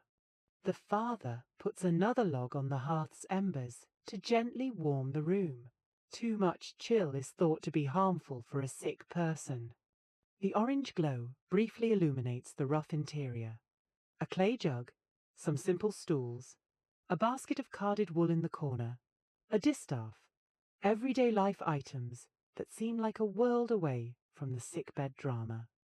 Yet life and death coexist in this space. On a shelf, a folded piece of parchment holds some of the wise woman's powders.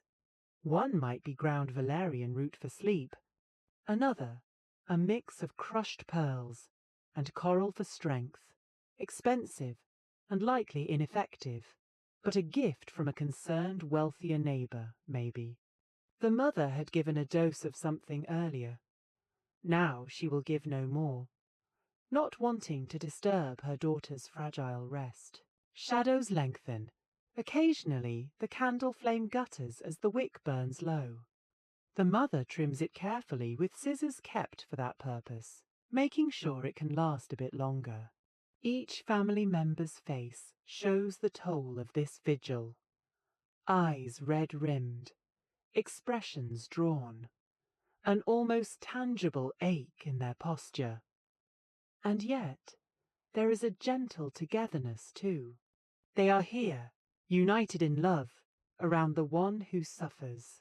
In the quiet, the father softly begins, humming a familiar lullaby, one he used to sing when his daughter was a babe restless in the night. The melody is simple, repetitive. Its soothing notes fill the hush. The mother joins, her voice barely above a whisper, creating a soft harmony. Even the siblings, half asleep on the floor, stir and take comfort in that sound. The sick girl, unconscious though she may be, seems to ease in her breathing, as if somewhere in her fevered dreams she hears the faint echo of a childhood comfort and is reassured. Time in the sick room moves in a peculiar way. The family drifts in and out of awareness. At one moment, all are alerted to the girl making a noise or moving. Then long stretches pass where they are in a kind of trance, thoughts far away or minds blank with exhaustion. The candle stub is now very short. The mother has the blessed candle ready to light from it, which she eventually does. The new flame jumps up. Blessed candles are made of pure beeswax, symbolically more sacred, and it burns with a clear, steady light. The family takes this as a sign of hope, or at least divine presence. The mother murmurs, "Holy Mary, be with us this night." She touches the crucifix that hangs around the girl's neck, perhaps given during the last rites earlier. The wood of the cross gleams momentarily. Sometime in these deep hours, maybe just before dawn, a subtle change occurs. The girl's breathing, which was fast and ragged, appears to calm. She settles into a more rhythmic pattern, and a flush that was on her cheeks cools down. The mother notices first. She places a hand on her daughter's forehead and finds it not as burning as before, slightly clammy, but cooler. "The fever breaks," she whispers, daring to feel a surge of relief. The father feels her neck. Indeed, the hot, dry heat has given way to a damp warmth. The girl's eyes actually flicker open briefly, with a more lucid gaze. She sees her parents and manages a weak half-smile. In that moment, the weight on their chests lifts just a little. They smile back, tears of joy now forming. The mother quickly but gently changes the bed linens that are soaked in sweat, wiping her daughter's body with fresh, tepid water, symbolically washing away the fever. The girl, though terribly weak, mumbles, "Thank you," or squeezes her mother's hand. The siblings awaken and realize something's changed. They creep to the bedside and see their sister's eyes open. The relief is palpable. The father must step outside a moment, into the cool pre-dawn air, to collect himself, silently offering thanks in the direction of the brightening horizon. Not every night ends so well. Had this been plague, the outcome might have been different. A final breath in the darkest hour, and a wail of grief as life extinguished with the candle. But let us allow this one hopeful outcome as dawn arrives. The sky lightens to a deep blue through the window cracks. A first bird's trill is heard, a blackbird or a lark singing the morning in. The family, utterly spent, now feel adrenaline of happiness. The mother, for the first time in days, dares to step away from the bedside to prepare a bit of nourishment, perhaps a warm broth, for when her daughter feels ready. The father tends the fire, stirring it back to life for warmth and cheer. The siblings hover, wanting to talk to their sister, but being shushed to let her rest. The girl falls into a natural sleep now, not the fitful fever dreams, but a restorative slumber, her body having passed the crisis. The night is over, but its memory remains. They have lived an entire lifetime in that single night's vigil. Such is the intensity of watching between life and death.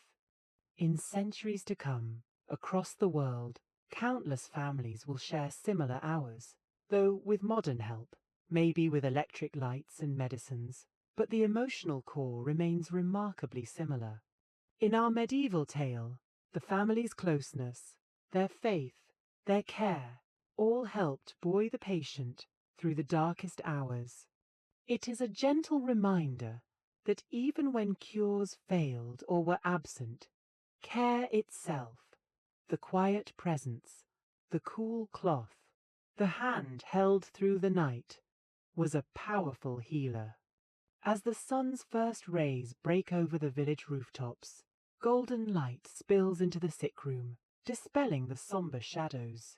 The mother extinguishes the blessed candle with a prayer of thanks. Dust motes dance in the sunbeam that falls across the bed. The girl's eyes flutter open again, this time in daylight, and she weakly whispers, "Mother, I feel better." Tears of joy and thanksgiving flow freely now. Outside, life resumes. A rooster crows. a market wagon creaks by. But inside this home, time lingers a moment on a tableau of profound tenderness. A family embracing in silent joy around the recovering young woman. The night's fears are melting with the morning mist. Yet, in keeping with our theme of open-endedness, not every question is resolved. The girl has survived the night, but she will be weak for a long time. Some uncertainty remains. Will she fully recover or remain frail? Will the illness recur? The family doesn't dwell on that now. They focus on the present relief. The future remains in God's hands, as always. But for this one morning, hope triumphs. If we shift perspective to another household, perhaps one where the outcome was sorrow, the dawn would find a different scene. A mother keening softly over a lifeless child.